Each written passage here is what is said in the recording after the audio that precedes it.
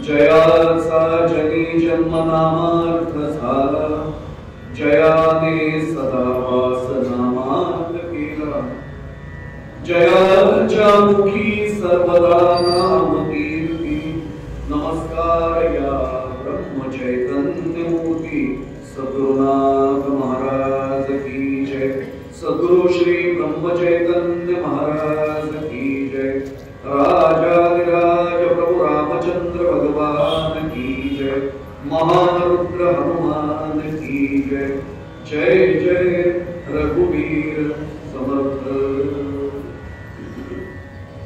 आज बरी तुम्हा सांगितली मात, नामा विनतीत मानू नका, मानू नका नाम साधन लहान, तुम्हा माझी आण जीव भावे, मानू नका सार संसार असार, दृश्य हा जोसार मानू नका, सोडू नका नाम धरू नका काम, नाही नाही नेम आयुष्याचा, दीनदास म्हणे सांगतो ते ऐका, दीनदास म्हणे सांगतो ते ऐका, अभ्यास वैखरी सोडू नका, राजाधिराज प्रभु रामचंद्र भगवान की जय, सद्गुरु श्री ब्रह्म चैतन्य महाराज की जय, जय जय रघुवीर समर्थ।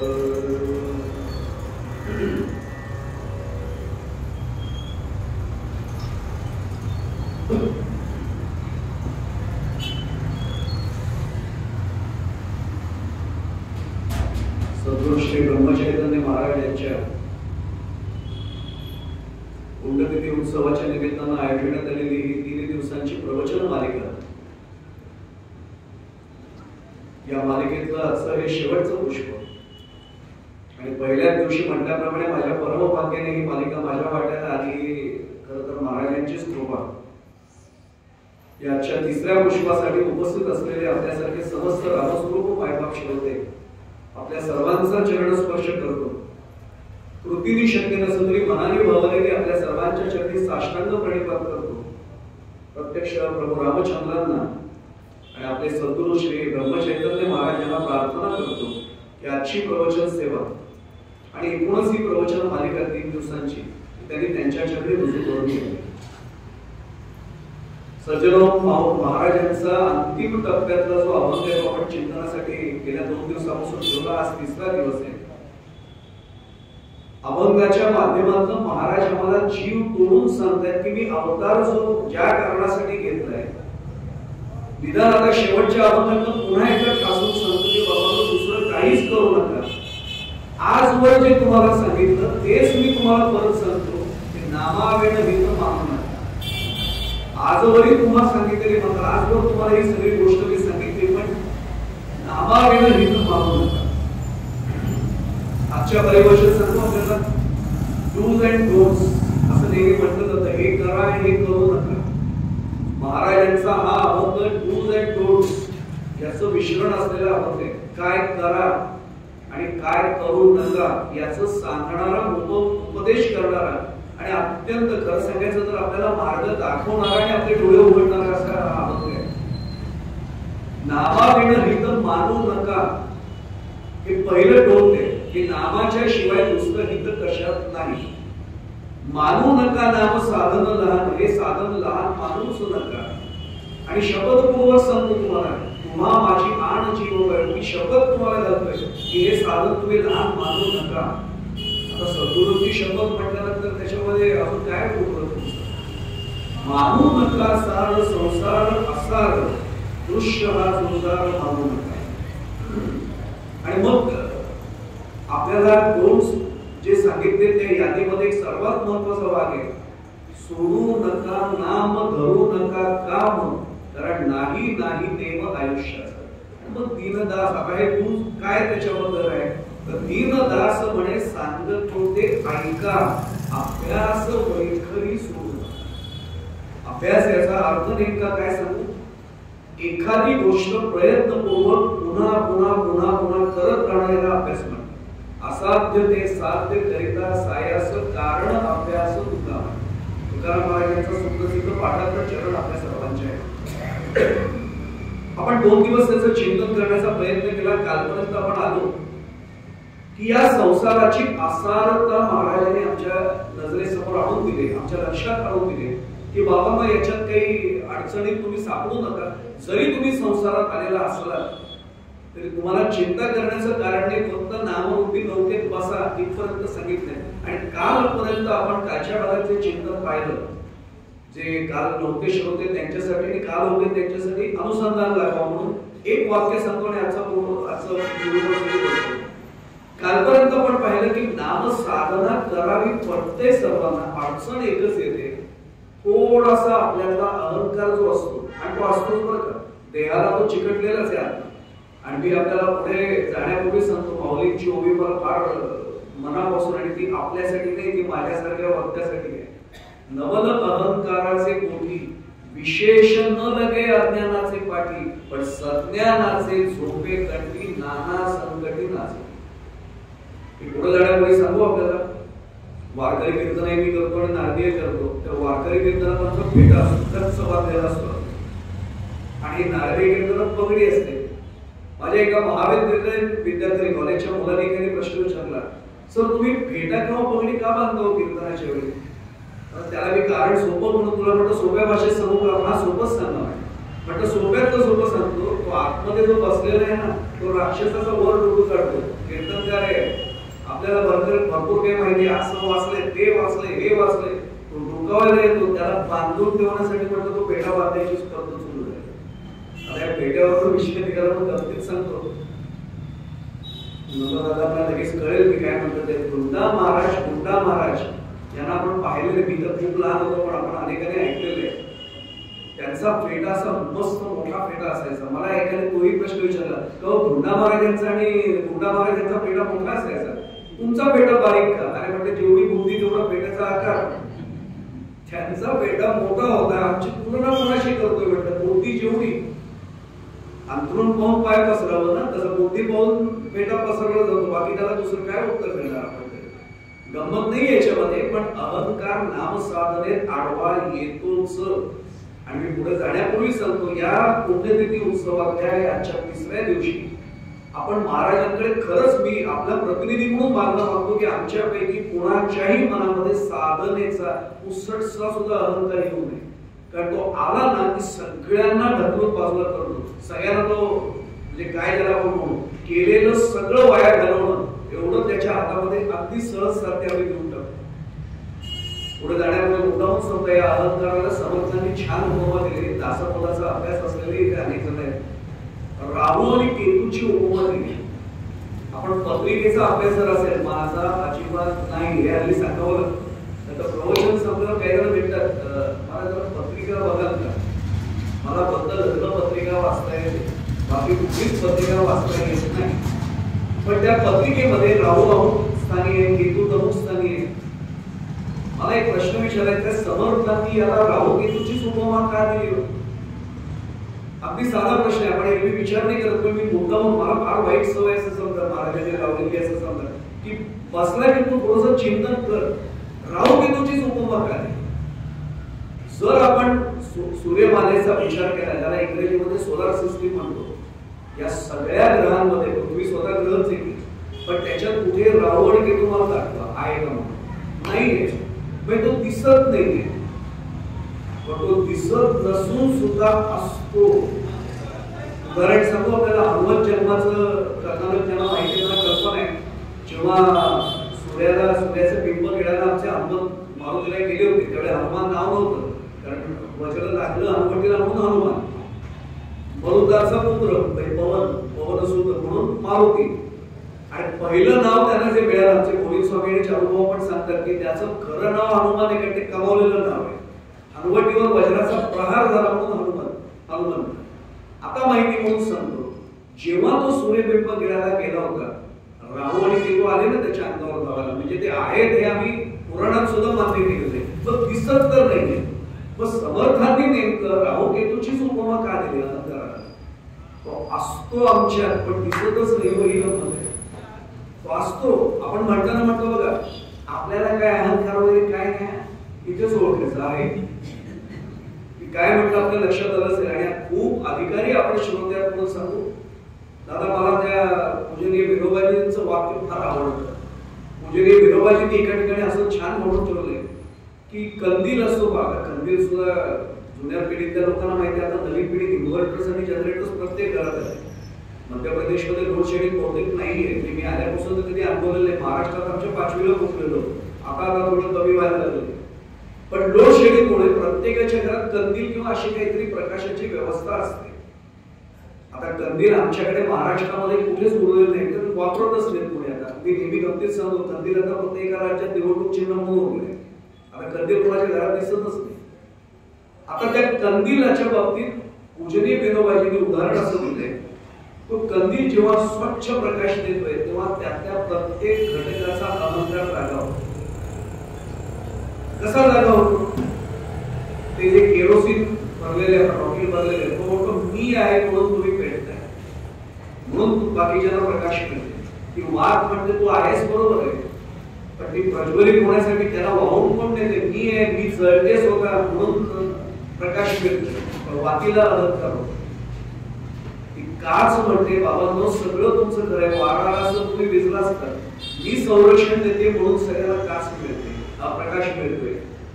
आणि तेवढ्यात ती काजळी असताना ती सांगते बाबांनो सगळ्यांचं तुम्हाला माझी आठवण येत नाहीये, मी जर बाहेरनं जमा झाले की कुठला प्रकाश बाहेर तुम्हाला लागतो. ती काजळी म्हणजे आमचा अंधकार. आणि आता तिसरं उदाहरण सांगतो मी नामसाधनेतली अडचण तुमच्या लक्षात येईल.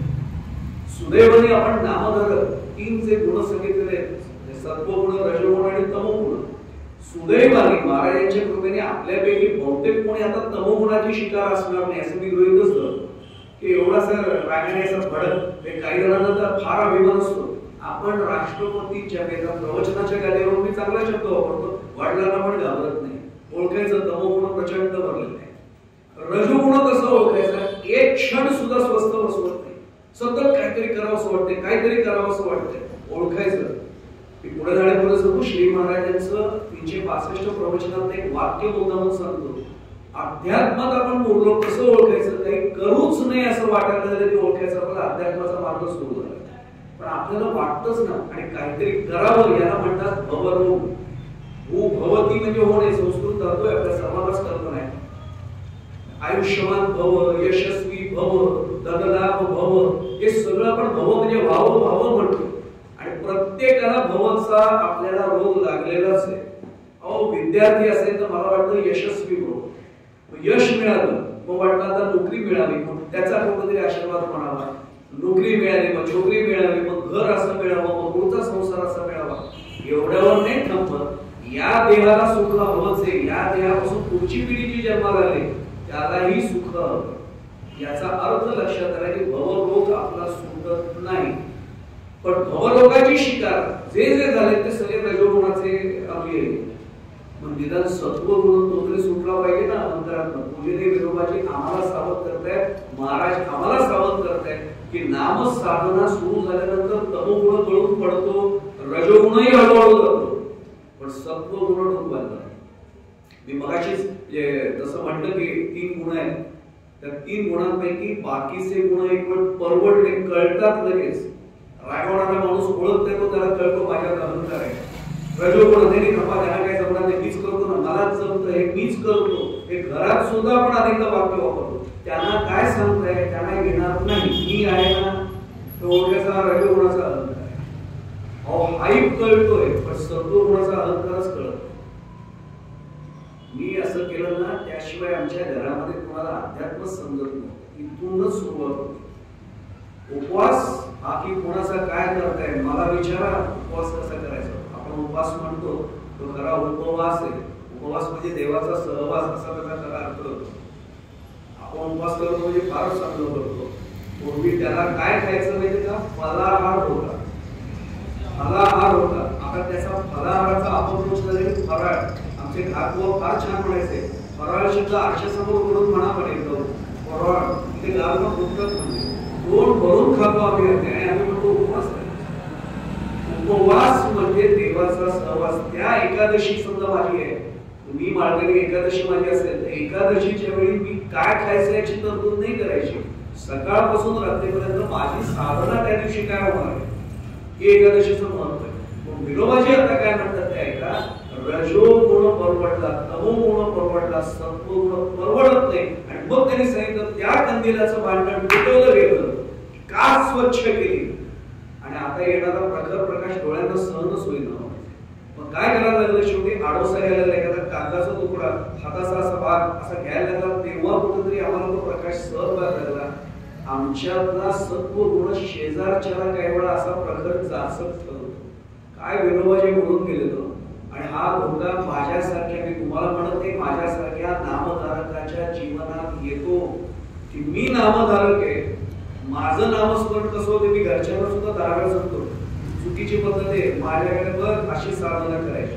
हा प्रखर त्याचा त्रास घरच्यांना सुद्धा होऊ नये एवढी काळजी घ्यायला महाराज सांगताय की अजिबात कुठल्याही गोष्टीचा विचार न करता पूर्णपणे ज्याला काय करून झोपून देऊन ही नामसाधना रामराया करून घेते. तसं महाराज सांगायचे माझी श्रद्धा वेगळी आहे, रामराया करून घेतात ते काही माहित नाही, महाराज माझ्याकडून ही साधना नक्की करून देतात. आणि हे जर रुजलं मग कुठलाही अहंकार डोकोच करणार. कारण महाराजांची जवळ चापट मारून जाग करते, सोड हा अहंकार नाही चांगला, कान धरतील वेळ देतात आणि आपल्याला ते जाग करतील. आणि एक सांगू, सद्गुरूंची तुलना मी नेहमीच तुकोबरायांची करतो.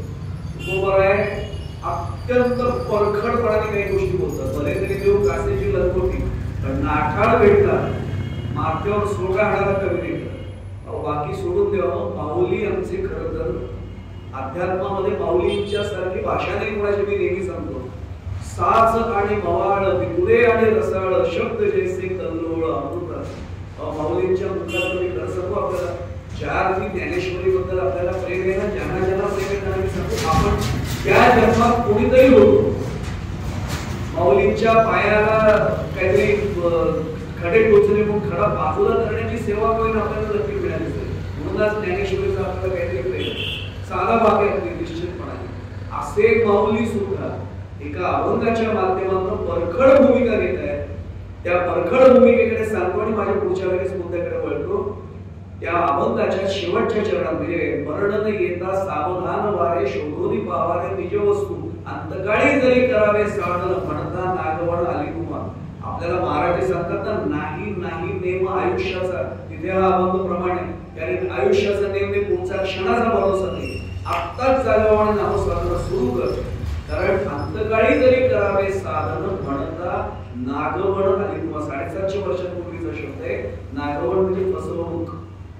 शेवटी करीन कोणाला समजलंय शेवटचा क्षण. मी एक सांगू आपल्याला, संत जीवन मुक्तच आहे. आम्ही वैकुंठवासी आलो याची कारणासी बोलले जे ऋषी साचा बाबे वर्तवाय ठरवून आले. आणि एकदा सगळं संपलं की तुका म्हणे माझं धाडीले निरोपा मार्ग हा सोपा सुख करू मागा मी निघाल. आमची कधीच तयारी नसते. मी खरं सांगू आपल्याला, मला हा विषय निघाला म्हणून सांगतो. आपली नामसाधना मी खात्री देऊन सांगतो, आज पुण्यतिथी उत्सवात आणि इंदोरला आपण खूप चांगले साधक आहात. मी माझं परमभाग्य समजतो की मी आपल्या सहवासात येऊ शकलोय. मी एक खात्री देऊन सांगतो, आपली महाराजांना साक्षी देऊन सांगतो, आपली नामसाधना महाराज इतकी चांगली करून घेतील. यावेळी शेवटचा क्षण आलेला असेल, महाराज स्वतः येतील आणि सांगतील दे रे तुझा हात, घेऊन जातो माझ्याबरोबर तुला. आणि मग माझा हात तो दे प्राणांच्या हातात ते देतील याची खात्री आपल्याला सर्वांना देते. किंवा हे मिळावं यासाठीच आपली धडपड असली पाहिजे, त्यासाठीच आपण पुण्यतिथी उत्सव असला पाहिजे. फक्त दुर्दैव असं नाही आडवं येतात का बाकी महाराजांनी हात मागितलं चल रे माझ्याबरोबर, महाराज थोडं थांबा घरात एक काम राहिले पुढच्या महिन्यात येतो, 1 महिना द्या.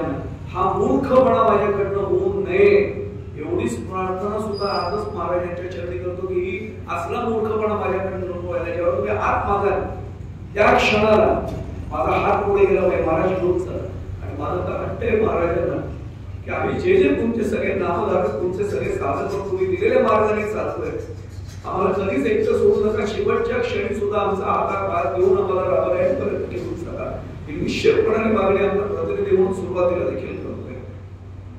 आता लक्षात येईल की ही नामसाधने ते अडचण आमच्या लक्षात निश्चितपणाने आली. म्हणून तर सद्गुरूंच्या चरणाशी जायचे, अनुग्रह घ्यायचा करता अगदी साधा भाग. मी एक साधा भाग सांगतो की महाराज जे सांगतायत की मानू नका साधा संसार असा का, आपण त्याचं चिंतन केलंय. आज थोडासा एक मुद्दा सांगतो. आपल्याला अनेकदा वाटतं की अरे उगाच लग्न केलं, उगाच प्रपंचात आलं, आपल्या हातात काही नाही, सगळं वरती गाठ बांधलेली तसंच होतं. आणि कालही आमचं बोलणं झालं, कर्माचा सिद्धांत एवढा सूक्ष्म आहे. मी त्या जागेवर आसनावर बसायचे काही या जागेवर आज आसनावर बसायचे हे वर्ण ठरलेले असेल. मी आता कुठला शब्द माझ्या मुखातून बाहेर पडला पाहिजे हेही वर्ण ठरलेलं आहे. काहीच बदलता येत नाही आपल्याला. हे निश्चितपणाने कर्माच्या सिद्धांतात लक्षात घ्यायचं. त्यामुळे प्रपंचात आपण आहोत, त्याचं दुःख नाही करायचंय. आपण नामसाधनेत आपल्याला जर पुढचा टप्पा गाठायचा आहे, प्रपंचात एवढा सोपा आहे. उदाहरण सांगतो, उदाहरण आठवले म्हणून थोडस मी जरा भाऊ झालोय पण थोडस हलकं वातावरण करतो पुन्हा एकदा. प्रपंच त्या एवढं सोपं नाही राहिलेलं आहे. एवढं सोपं खरंच मनात झालं आणि सोडून दिला प्रपंच. एका खासगी कारखान्यामध्ये दोन चांगले मित्र असतात आणि एकमेकांची सुख दुःख जे जाणून घेतात ते खरे मित्र आहेत. त्या एका मित्राच्या लक्षात आलं की कारखान्याची ती तो सायरन वाजला, संपली ड्युटी, की बाकी सगळे घरी पडतात.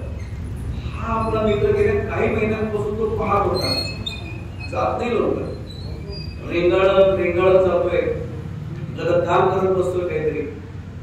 त्याला लक्षात आलं काहीतरी गडबड आहे. आणि हा ओळखतो तोच तो मित्र आहे ना. तो थांबला आणि एक दिवशी त्याला बाजूला घेतलं, कंपनी सुटल्यावर.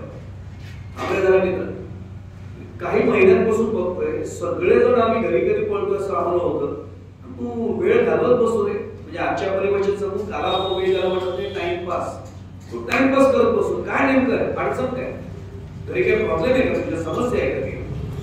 हा टाळतो तर 1 दिवस 2 दिवस टाळतो, तिसऱ्या दिवशी हा कंपनीला बसतो. मला सांग काय झालं. हा शेवटी लक्षात येतो. तो शेवटी म्हणतो अरे मी तुला माझा जवळचा मित्र मानत होतो पण तू सांगत नाही तुझा जवळचा मित्र. हे बाबा असं नको बोलूस, सगळं सांगतो. कारण हे वाक्यानं जिव्हारी लागतं बरं का. समोरचा जेव्हा म्हणतो ना मला वाटतं रे तू माझ्या जवळचा आहेस पण मला आज कळलं नाही तू जवळचा, तू लगेच माणूस होतो सगळं सांगतो हे असं बोलू नकोस. आणि तू त्याला सांगतो अरे काय सांगू, लग्न होऊन एवढी वर्ष झाली मी इतके दिवस काही दुर्लक्ष केलं पण आता असंही झालं. तो म्हणत काय झालं नेमकं. तो म्हणत काय नाही म्हणजे घरामध्ये आम्ही केलं दोघेच होत पण म्हणजे इतकी गजाग येत नाही, जरा सुद्धा चांगला एक शब्द कानावर पडत नाही. एवढं मी काम करून दमून जातो 8 तासाची ड्युटी करून. घरी गेल्यानंतर असा दरवाजा खाट करून उघडला जातो, या आता बघा. आणि तो चहा मागितला की असा आवाज त्याचं खाट करून कशी आपटते. तो निम्माच्या बशीत सांगतो, प्रभात निम्मा टेबलावर सांगतो. भाकरी वाढली जात की म्हणजे गिळा कंटाळा आला रे म्हणायचा. तो मित्र म्हणला गेल्या तुला आधीच विचारतो, खरं मला मित्र म्हटलं तर आधीच सांगायचं याला उपाय म्हणला. खरं सांगू त्या मित्राच्या जागी जर मी असतो आणि ते महाराजांची कृपा सेवा, महाराजांच्या आपल्या घरामध्ये वातावरण होऊ शकत. महाराजांनी सगळ्यांना बरोबर अध्यात्म जोडलेलं आहे. नाचलं असताना तो म्हटला उपाय आहे म्हटलं उपाय हा खास उपाय. तो म्हटला काय उपाय, माझ्यावर विश्वास आहे, पूर्ण विश्वास आहे म्हटलं. मग सांगतो म्हटलं उपाय. काय उपाय सांगितलं. तो म्हटलं आज घरी गेलास दरवाजा साधाने वाजवायचा, जोर जोरात ठोकायचा. तो म्हटलं येडा आहे का, लाट म्हणून मला बाहेर काढलं ते. ऐक रे म्हणले तू मी सांगतो तेवढं करायचं ठरलं ना, मी सांगतो तेवढं दरवाजा जोरात वाजवायचा. ती विचारायची दरवाजा म्हणून एवढा जोरात काय वाजवला, आवाज खाली म्हणायचा. तो म्हटला अरे आजपर्यंत मी कधी आवाज माझा मला ऐकूच नाही आला, मी फक्त तिचाच आवाज घरात ऐकतोय म्हणूनच सांगतोय म्हणे. का म्हणतो सांगायचा आवाज खाली. आणि ती मला म्हटली निघून जा, चालला चालते वा. तिला सांग संन्यास घेऊन बाहेर पडेल, प्रपंच सोडला आजपासून. अरे येडायच का म्हणतात, ती लगेच पडेल दरवाजा लावून जा. तुला कल्पनाने वाघिणी म्हणतात. तो म्हटला माझ्यावर विश्वास ठेव, तुझ्याशी 10 वर्ष माझा संसार जास्त झाला आणि मला बाहेर काढलं तर तो म्हटलं काळजी करू नको, माझं जर मोठं एक खोली तुला दिली आता पाहिजे वकिलांकडे स्टॅम्प पेपरवर आपण लिहून देतो, मग उद्या उपाय कर. नाही माझा विश्वास आहे करणार म्हटलं उपाय. आणि हा गेला घरी. गेल्यानंतर त्या पायरीशी जरा घुमवायला थोडासा, कारण आयुष्यात त्यांनी धाडसच नाही केलं, करेल कसा. हात असा असा असा असा थरथरायला लागला. वाजवू मित्राचा डोळा उभा, चेहरा डोळ्यासमोर उभा आहे. आपल्या डोळ्यासमोर जसं सद्गुरू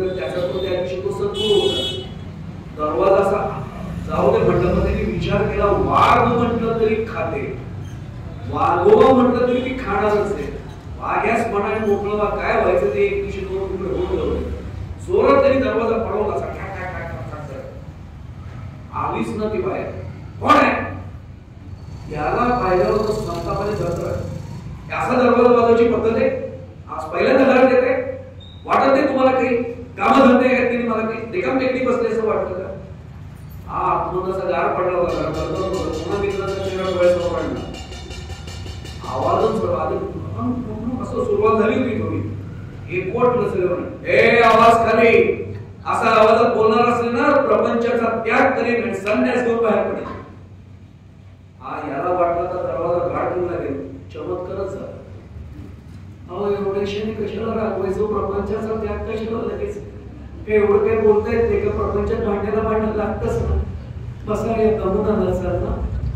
मित्राचे पाय अरे मित्रा तू आधीच सांगायला होतं चमत्कार घडला म्हटला.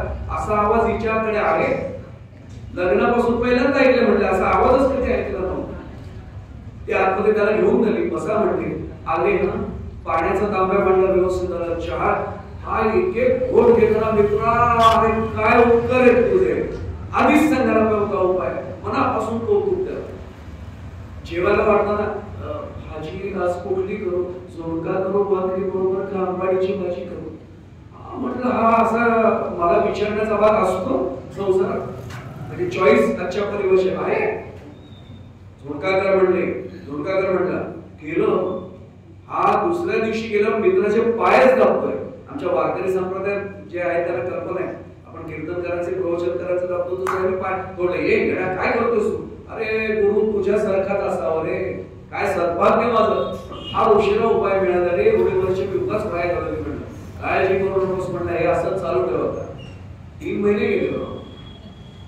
याला मित्र आहे तिला काही मैत्रीण नव्हती असं वाटतं. तिचा आदर्श ठेवायची. आता तिला एक दिवशी म्हटली कारण तू वाघीण आहेस. तुझा आदर्श आमच्या समोर. वाघिणीची बकरी कशी झाली शेळी कशी झाली म्हणते. ती म्हणली आता तुला काय सांगू हे संन्यास घेऊन जाणारे प्रपंच सोडतो म्हटले. ती म्हणली येडी का खोळी आत्ता सांगतेस? पहिल्याच दिवशी सांगायचं असा प्रपंच सोडणारे म्हणले फार कमी असतात. ते काय शंकराचार्य वाटले का तुला? आपल्याला माहिती श्रीमद आद्य शंकराचार्यांची कथा. आईला त्यांनी सांगितलं होतं म्हणजे मला पाय धरलाय परवानगीने संन्यास घ्यायची नाही तर ती म्हणजे सोडणार नाही. माहिती सर्वांना कथा बघ त्याच्यात शिरत नाही. एवढं सोप आहे.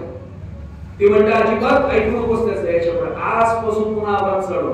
अगं ते संन्यास घेऊन जातील माझ्याबरोबर चल म्हणते. आणि हे गेले तर माझ्या बरोबर चल म्हणते. कुठे गेली तू? ड्रेपरीचं एक दुकान होतं आपल्याला ते भाड्याने काही ड्रेस मिळतात नाटकांसाठी वगैरे. संन्यासी जो वेश परिधान करतात त्यांचे ड्रेपरी तो ड्रेस घेत असेल. कमंडलू कफनी भगवे सगळे वस्त्र सगळं घेतलं.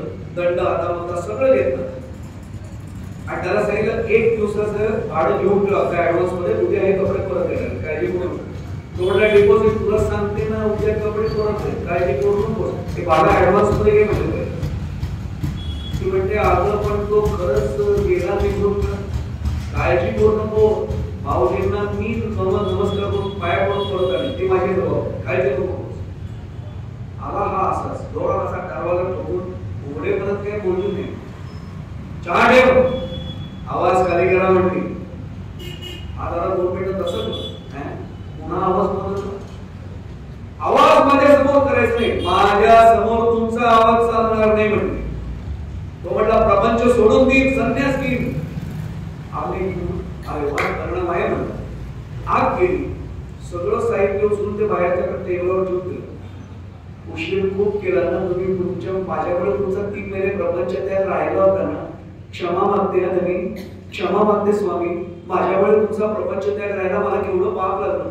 आज आता उशीर करू नका. शुभस्य शीघ्रम अशुभस्य कालहरणम. आता वेळ जाऊ नका. निघाला कसं आवडतो. आता हा मित्राला मनात शिवाय लागलं. कुठं तुझ्या नादी लागलो. घरात निदान आगळून चहा आणि भाकरी तरी केळा म्हणून मिळत होती. आता संध्याकाळची वेळ आणि मला बाहेर निघायला लागते. बरं जुन्या काळची गोष्ट जंगलात ती पायवाट असायची. तरी हा वाट बघतो आता तरी बदलेल. ते पण बिघडत काही म्हणू नका. आधीच उशीर झालाय, आता संन्यास घेण्याचा निर्णय बदलू नका, हे पाप करू नका, प्रपंच वाईट असतो तुम्हीच म्हणताना सोडून द्या प्रपंच. काय या प्रपंचात ठेवलंय? आता काय झालं होतं, बोलून फसलं, एका शब्द निघाला ना मेरे, जसं धनुष्यातला मान आणि मुखातला शब्द मागे नाही घेतलाय.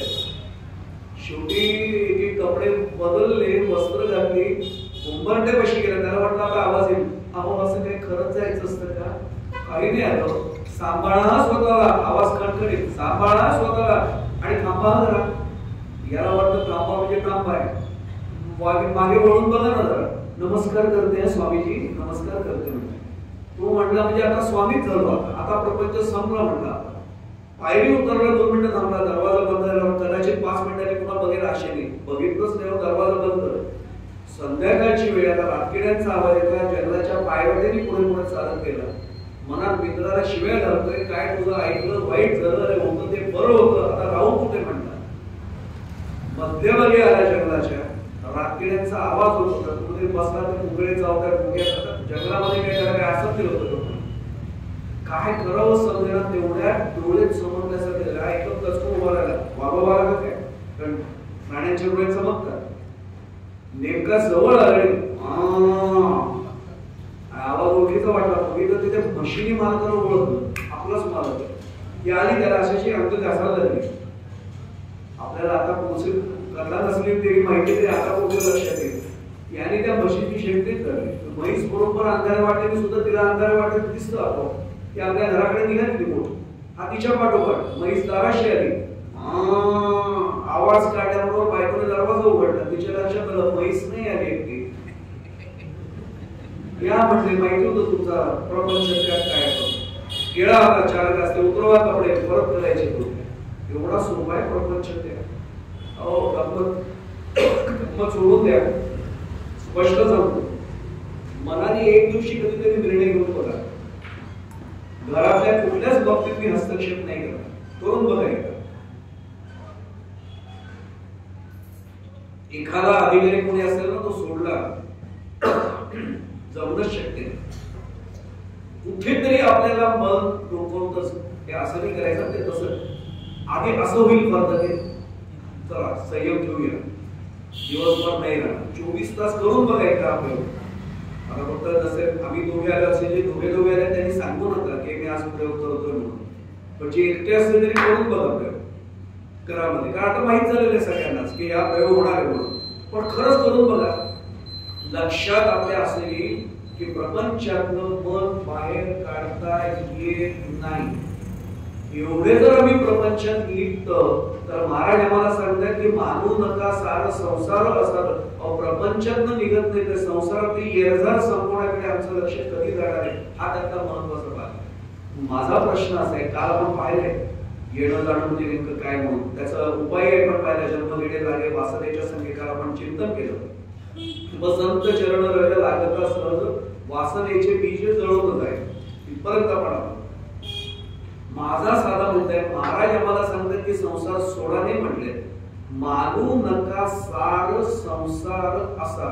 हा संसार असार आहे, याच्यातून काही मिळणार नाहीये. तो सार मानू नका, ते खरं मानू नका. खरं मानणं भगवंताच्या चरणाशी जवळ माना. पण हे करताना आम्हाला खरंच शक्य पुन्हा माऊलींना शरण जाऊया.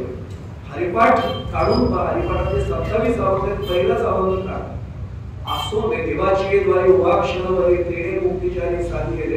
आता अनेकांना त्या अभंगाचा वरवरचा अर्थ बघतात.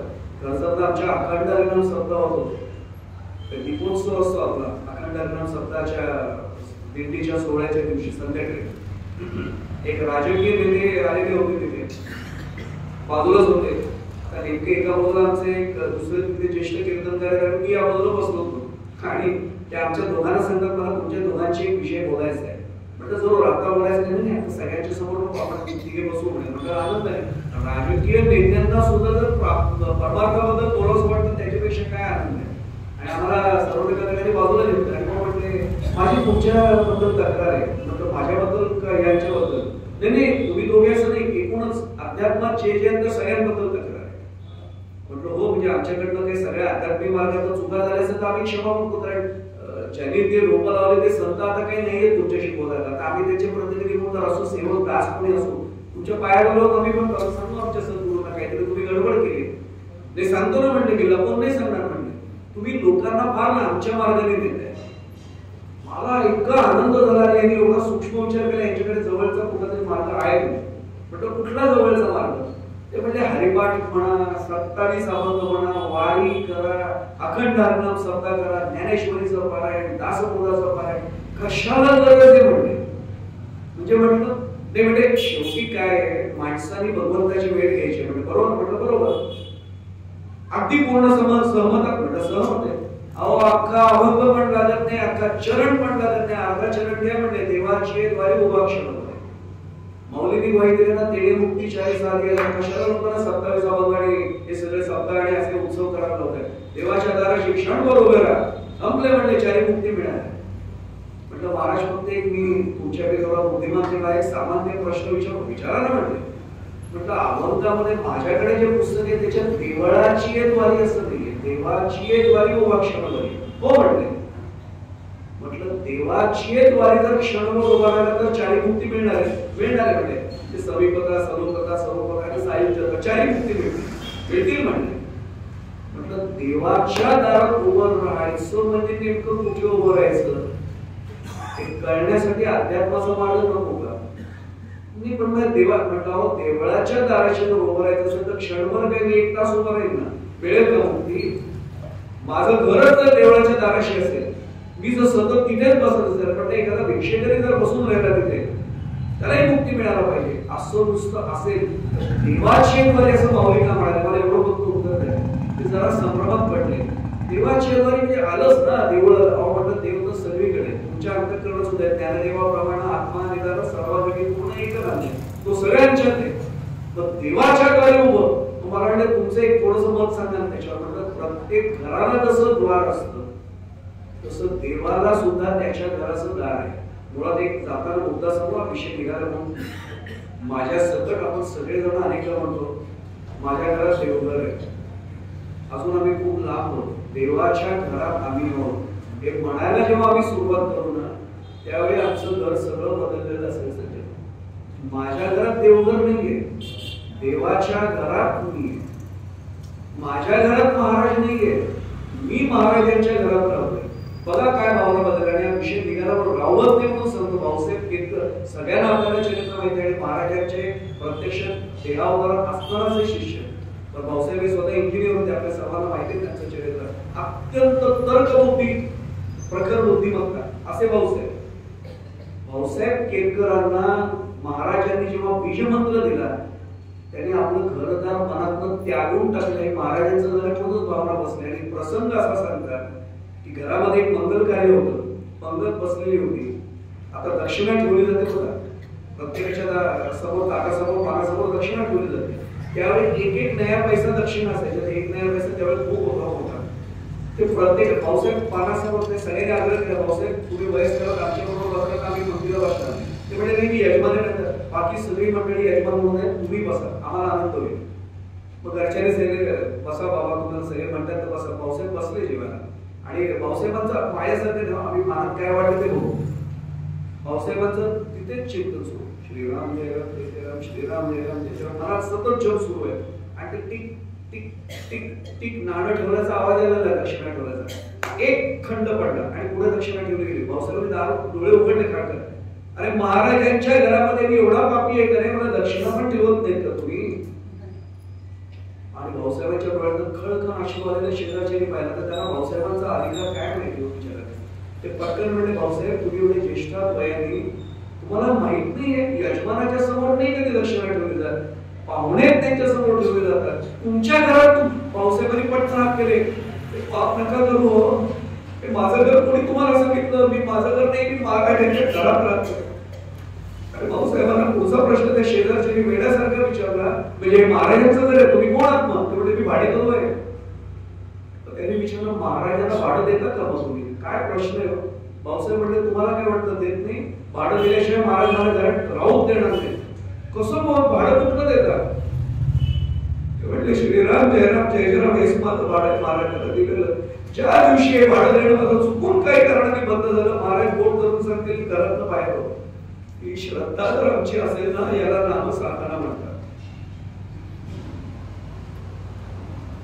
आता लक्षात येईल आपल्याला की मी जर संसारामध्ये आहे, माऊलींनी देवाची द्वारे अभंगाचा विषय निघाला म्हणून समजत त्यातला तिसरा चरण काढून पहा. आसोनी संसारी जिव्हे वेगू करेले वेदशास्त्र उभारी वाया सदा.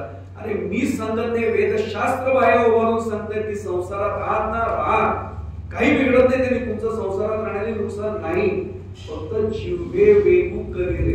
आम्हाला आमचे महाराज काय वेगळं सांगतात. दीन दास म्हणे सांगत होते ऐका, अभ्यास वैखरी सोडू नका. मला मुद्दा आपल्या लक्षात आला असेल, महाराज आम्हाला तोच मार्ग देत आहे की अभ्यास वैखरी सोडू नका. तर माझा एक थोडासा मुद्दा तोही स्पष्ट करतो, कारण मला किती वेळा वेळ माहित नाही, सगळे मुद्दे होणारही नाही. महाराजांनी अभ्यास वैखरी सोडू नका का म्हटलं, नेमका आज त्याचा उलगडा थोडासा करण्याचा प्रयत्न त्यांच्या स्वरूपाने करूया. आपण खरं तर जप करताना मनात करतो, अगदी साधे श्वासाचा संबंध आपोआप त्याच्याशी जोडला जातो, आणि श्वासाचा संबंध नामाशी जोडण्यापेक्षा श्वासात नाम मोरेल कसं याचा प्रयत्न आपण संतगुरु कृपेने करतोय, साधा भाग आहे त्याचा. तरी सुद्धा महाराज अगोदर काय करतात की अभ्यास वैखरी सोडू नका. मी पुन्हा पुन्हा सांगतोय, महाराजांचा पुण्यतिथी उत्सव आहे, आणि म्हणून मी विशेष देताना श्री महाराज आणि नामसाधन असंच घेते, कारण महाराजांना काय सांगायचंय आमच्यापर्यंत पोहोचलं तर खरा पुण्यतिथी उत्सव साजरा झाला. तो महाराज असा का आग्रह करताय की अभ्यास वैखरी सोडू नका. नाम तर आपण मनातच घेतोय, तो वैखरीचा आग्रह का करतात. तर त्याला आम्हाला नामदेव महाराजांना शरण जावं लागतं. असत्याचे बळ बैसले जे वाचे, ते न जाती साच तीर्थोदके. अहो असत्याचे बळ या जिव्हेवर बसलेले. मी किती गंगा स्नान करा, यमुना स्नान करा, नर्मदा स्नान करा, ते असत्याचे बळ. बाकी काही मानसिक वाचिक पाप जातील, पण असत्याचे बळ बसले, त्याला घालवायचं कसं. हात माझे मलिन झाले तर मी हात धुतो, आपण त्याला हस्त प्रक्षालन म्हणतो. नैवेद्य समर्पयाने म्हटल्यानंतर आपल्याला माहिती आहे की नंतर आपण तो संकल्प सोडून झालेला आहे, त्याचा त्या तुमची काय शेवटी सांगतात 3 वेळा उदक सोडत आहे. काय असतं, मुखाचे पटापट टाकतात. हस्त मुख प्रक्षालन एकत्र, पण आता कंबाईन आपण म्हणाल पूर्वी हस्ताचं आधी प्रक्षालन मग मुखाचं प्रक्षालन. पण माझा एक प्रश्न आहे, पाण्याने हात धुतले गेले, तोंड धुतलं गेलं, जिव्हा कशी धुतली गेली. आमचे डेंटिस्ट कोणी इथे असेल तर ते सांगते त्याने आले प्रश्न व्यवस्था असते, त्यानंतर मग टंग क्लीनर असतो, जीभ साफ होते, त्याने फिरतो टंग क्लीनर आली, त्याने दिसणारी जिव्हा स्वच्छ होईल, अध्यात्मातली जिव्हा नाही स्वच्छ होणार. म्हणून त्याला उपाय संतांनी दिलाय, हरिनाम प्रक्षाळी जिव्हेते. आता मुद्दा लक्षात आला असेल, महाराज का सांगत असतील हरिनाम प्रक्षाळी जिव्हेते. हरिनाम घेत गेल्यानंतर सगळी जिव्हेवरची पापं धुवून निघतात. ते कोकणातले कोण कोण मूळचे मला माहिती, माझं मूळ गावच कोकणात नाही, तरी तिथे राहत असून रायगड कोकणातच येतो, पण मूळ कोकणात आता मी फक्त क्वचित जातो. पण कोकणात ज्यांचं घर त्यांना कळेल, आजही अशी पद्धत आहे की काही घरं एकमेकांशी जोडली गेलेली आहेत कायमस्वरूपी. आणि या कोकणामध्ये असं एक घर होतं की ज्याला आपण पूर्वीची शेतीवाडी वगैरे अशी म्हणतो आपण, अशी शेतीवाडी, आणि त्याला गुरं ढोरं भरपूर आहेत, गाई वगैरे म्हशी बांधलेल्या आहेत सगळ्या. आणि त्या ठिकाणी काम करणारा एक माणूस वर्षानुवर्ष त्या घराशी जोडलेला आहे, वर्षानुवर्ष. म्हणजे इतका जोडलेला आहे की तो त्याचं जग म्हणजे ते घरच झालं. तो स्वतःने तरी बांधून घेतलं, याने तो आपल्या घरात नोकर नाही वाटत, आपला सदस्य. काम खूप चांगलं करायचं, वाळू त्याचं नाव होतं, काम खूप चांगलं करायचं. दुर्गुण म्हणावं का नाही म्हणावं मला माहिती, पण एक सवय होती त्याची. काही झालं की तो नको इतका परखड काहीतरी बोलायचा. आणि आमच्याकडे कोकणातले कोणी असतील म्हणून मी पुन्हा विचारला आहेत त्याने मला माहित नाही, त्यांना माहिती कोकणात फार परखड बोलायचे. म्हणजे माझी मंत्री वगैरे जे काही म्हणायचे ना शब्द, ते मला इथे प्रवचनात काय म्हणता पण येणार, फाट फाट तर बोलून जाईल. कोकणातली सवय आहे, ते गाणं काही वेगळं नाही वाटत, ती सवय झाली. याच्या एकूण ते मालकाच्या एकूण ते मुलीचा विवाह असतो, एकूण ते मुलीचा लग्न आहे. हा विचार करतो सगळं कॉन्ट्रॅक्ट घेऊया, पैसे आहेत आपल्याकडे, मोठं करायचं एकूण ते मुलीचं लग्न आहे. नाहीतरी यांनी किती सुट्टी घेतलेली नाही. आपण एक काम करू, 3 दिवस तर 3-4 दिवस किमान. आठवडा चाललेले लग्न माझ्या आईने वर्णन मला सांगितले. आठवडा पुसलो तर पंचांगवर बघायच्या आधी गुरुजींना विचारायच्या आधी हॉल बघून येतात. मग गुरुजींना सांगतात या तारखेला ह्या मुहूर्त काढतात. आता कालाय तस्मेन ना आम्ही त्याला दोष नाही देतो, इलाजच नाही. इंदोरमध्ये परिस्थिती गेली माहिती नाही, पण मुंबई पुण्यात आधी हॉल बघायला लागतो आणि मग लग्नाची तारीख मुहूर्त ठरवा, इलाजच नाही. आणि समोर मंडप टाकून पूर्वी लग्न व्हायची, आता कुठे मुंबई पुण्यात अशी लग्न होणार. त्यामुळे ते त्यांनी विचार केला 3 दिवस बाळूला आपण रजा देऊन टाकूया. बाळूला सांगायचं तू येऊ नको 3 दिवस, म्हणा बोलला काही तर पटकन काय होईल. बाळूला तो सांगतो बाळू 3 दिवस असं आहे तरी हा 2 दिवस येतो. तिसऱ्या दिवशी तो लग्न आहे प्रत्यक्ष. आदल्या दिवशी तो मालक बाळूला सांगतो खांद्यावर बाळू तू माझ्या घरात नाहीस, तुला मी खरं सांगतो आजपर्यंत सुट्टी दिली कधी एवढं सांगितलं दादा कुणी सुट्टी मागितली, घरातल्या माणसाला कधी सुट्टी लागतोय. अरे सुट्टी लागत नाही बरोबर आहे, पण मला असं वाटतं तुला सुट्टी द्यावी, 1 दिवस तू आराम कर. कधीच तुला आजपर्यंत सुट्टी मिळाली नाही, 1 दिवस आराम कर, परवा ये. म्हणतो दादा लय जड आहे, ताईला अंगा खांद्यावर खेळव गेलो, कोणा बघायला नाही मिळणार. आणि एक सांगू खरंच पूर्वी लग्न झालं तर आता खरंच ऑस्ट्रेलियात जाऊ, स्टेट्स मध्ये युएसए जाऊ काही वाटत नाही. आता बरोबर रोज रात्री आपण व्हिडिओ कॉलवर बोलतोय त्यांच्याशी, असं वाटतं आहे समोर.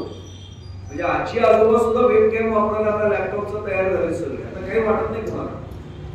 पूर्वी लग्न होऊन गेलं तर माझी आई सांगायची मंगळागौरीची वाट बघायची पण आहे, तर माहेरी पहिल्यांदा यायचं. जे जुन्या पिढीतले त्यांना कळेल, माझ्या आई सुद्धा 89 वर्षाची, पण आई सांगायची पूर्वीच्या काळी अरे असं नव्हतं, मी जाऊन येते हा हे सांगायची पद्धत नव्हती. मग मामांची जरा थोडं जायचे, थोडं माहेरी जाऊन का ती तयारी करायला लागायची. म्हणतो दादा हात जोडतो तुम्हाला, माझ्या पण भावना लक्षात द्या दादा, ताईला तुम्हाला बघायला नाही भेटणार, दादा येतो ना मी, तुम्ही सांगा तसं करतो, बस येऊ पण मला येऊ द्या. त्यालाही दया येते, बरोबर याच्या भावना आरोग्य द्या. बरोबर मग एक काम करायचं, मी सांगितलं तसं ऐकायचं, ऐकीन म्हणतात. हा हजर होत सकाळी देवीच्या पद्धतीने आल्याबरोबर यांनी सांगितलं बाळू एक काम करायचं, आज काही तुला काम नाही, आराम. सरोवराला वाडा आहे, वाडामध्ये आमच्याकडे पुण्याला वाडा म्हणतो, छान सारवलेले सगळं पाहुणे आलेले होते, छान सारवलेले पाच ठेवले तिथे, वाड्यात आराम करतो, अजिबात कामाची तकलीफ घेऊ नको. एक सांगतो तुला, तिथेच जेवण पाठवतो, जे सगळं जेवण तिथे येईल, काही काळजी करू नकोस. दादा पण तरी काय काम असतं, अरे लागलं तर मी हाताने सांगेन, आता येऊ नकोस. तो निघतो, 2 पावलं पुढे जाऊन परत मागे. आता सांगतो तुम्हाला, महाराजांनी अभ्यास वैखरी सोडू नका का म्हणतात ते कळेल आम्हाला. सवय मी आपल्याबद्दल कोणाबरोबर सांगतो, कोणाबद्दलच बोलत नाही मी. जडजीवांची काय परिस्थिती महाराजांना माहिती आहे. तो परत आला, तो म्हटला दादा लय उपकार झाला पण का आहे का आराम कर, पण खरं सांगू का आता तुम्ही म्हणताय पण तिथे बसेल मी, जेवण तिथे पाठवत नाही म्हणलं तिथे जेवेल मी, जास्त काय पाठवू नका बरं का, काय काम नाही धाम नाही, आता जेवण काय त्या दिवशी जाणार नाही. आज पिंडाला लागतो ना तेवढा भात पाठवा. काय भाषा बघा, पिंडाला लागतो, लग्नाच्या मंडपात बोलतोय, पिंडाला लागतो ना तेवढा भात पाठवा. गप गार मड्यागत, मड्यागत इथे शब्द किती जणांना माहिती येतो का माहिती, म्हणजे कलेवर शव प्रेतासारखं ते पडून राहील बेऱ्यासारखं, हलणार पण नाही म्हणतात जागेवर. तिकडे मांडवाला आग लोक जावय बापोला अटॅक किंवा आमदार काय फरक पडत नाही, हलणारच नाही म्हणतो जागेवर. तो डोक्याला हात लावतो दादा, तो जे बोलायचं नाही ते झालं बोलून, आता काही जायची गरज नाही, आता इथे राहायला काय तिथे गेला काय. आता मला सांगा दिवसभरात एवढं नाही पण काही ना काही जर मी पटकन बोलत असेल, त्याला धुवायचं कसं जिभेला. म्हणून अभ्यास वैखरी सोडू नका. एक कारण की या जिभेने मया नर्तिता लोकनिंदा सुजिव्हा, संस्कृत मध्ये सुभाषित सांगते, मया नर्तिता लोकनिंदा सुजिव्हा, ही जिव्हा माझी जी आहे ती मी नको त्या कामांसाठी अनेकदा वापरलेली आहे. म्हणून हरिनाम प्रक्षणे जिव्हेते सतत वैखरीने ते म्हणत राहा. एक भाग. आणि दुसरा भाग सांगू, अनुभव घेऊन बघा. आपण नामधारक आहोत, आपल्या घरातले सगळे नामधारक आहेत. समजा एखादी तिराईत व्यक्ती आली घरी आणि आपण कोणीतरी पटकन श्रीराम जय राम जय जय राम म्हणतोय, 4 वेळा त्याच्या समोर गेला आवाज, तो मनातल्या मनात एकदा तरी म्हणेल की नाही मला. आमच्याकडे विज्ञानामध्ये त्याला मॅग्नेटिक इंडक्शन, इलेक्ट्रिक इंडक्शन असे शब्द आहेत, म्हणजे त्याला प्रवर्तन म्हणतो आम्ही. जर एखाद्या मॅग्नेटच्या जवळ नुसता मॅग्नेटिक सबस्टन्स टच करून नाही, संपर्कात त्याच्या ठेवला, सानिध्यात ठेवला, तर सायन्स असं सांगतं त्या टेम्पररीली का होईना मॅग्नेटिझम म्हणजे चुंबकत्व येतं. मग नामधारकाच्या नुसता जवळ एखादा कोणी असेल आणि यांनी जर मोठ्याने नाम सुरू घेतलं, तो पण माणूस आहे ना, त्याचंही मन आहे ना, त्याच्या मनात एकदा तरी नाही येणार श्रीराम जय राम जय जय राम काय म्हणतात. आणि एक सांगू आपल्याला, भागवत काढून पहा. मी त्या भागवताच्या श्लोकाकडे वळत नाही आता, पण भागवत आपल्या घरी जवळजवळ सगळ्यांच्या घरी असेल. सांकेत्यम पारिहास्यम चा श्लोक फक्त काढून पहा. संकेत म्हणून जरी देवाचं नाव घेतलं तरी सुद्धा भगवंत म्हणतो ते माझं नाव मी समजतो. संकेत म्हणून म्हणजे कसं, समजा इथे मला कोणी विचारलं असतं कुठं जायचंय, इथे शनी मंदिर आहे ना, त्याच्यात यापूर्वी गणपती मंदिर, इकडे आमचं राम मंदिर आहे. देव म्हणतो चला 3 नव देवाचे घेतले, आपण पटकन जातो. गणपती मंदिराच्या डाव्या बाजूला माझं घर, संकेत म्हणून गेलं की या बाजूला मी, देव लगेच एक टिक मार्क करतो, नाव घेतलंय. हे मी नाही सांगते, भागवत सांगते काढून पहा. सांकेत्यम पारिहास्यमचे श्लोक काढून पहा. पारिहास्यमचे म्हटले हो, टिंगल टवाळी म्हणून जरी देवाचं नाव घेतलं तरी. मी एक सांगू आपल्याला, सगळ्यांनाच देवाचं प्रेम असतं ना, तर संतांना कोणाकोणी यावंच नसतं. आमच्याकडे जेव्हा अखंड हरिनाम शब्दाची तयारी सुरू होते, मंडप 7-8 दिवस चालतो तो सगळं काम. आमच्याकडे एक गृहस्थ आहे, ते आम्हाला वाटतात काय महाराज विठ्ठल विठ्ठल कधी सुरू होणार आहे तुमचं. आता आम्हाला कळतं ही टिंगल आहे आमची, आम्हालाही कळतंय. ठीक आहे, एक दिवस सतत फिरकत आहे, पण विचारतात काय विठ्ठल विठ्ठल कधी सुरू होणार आहे.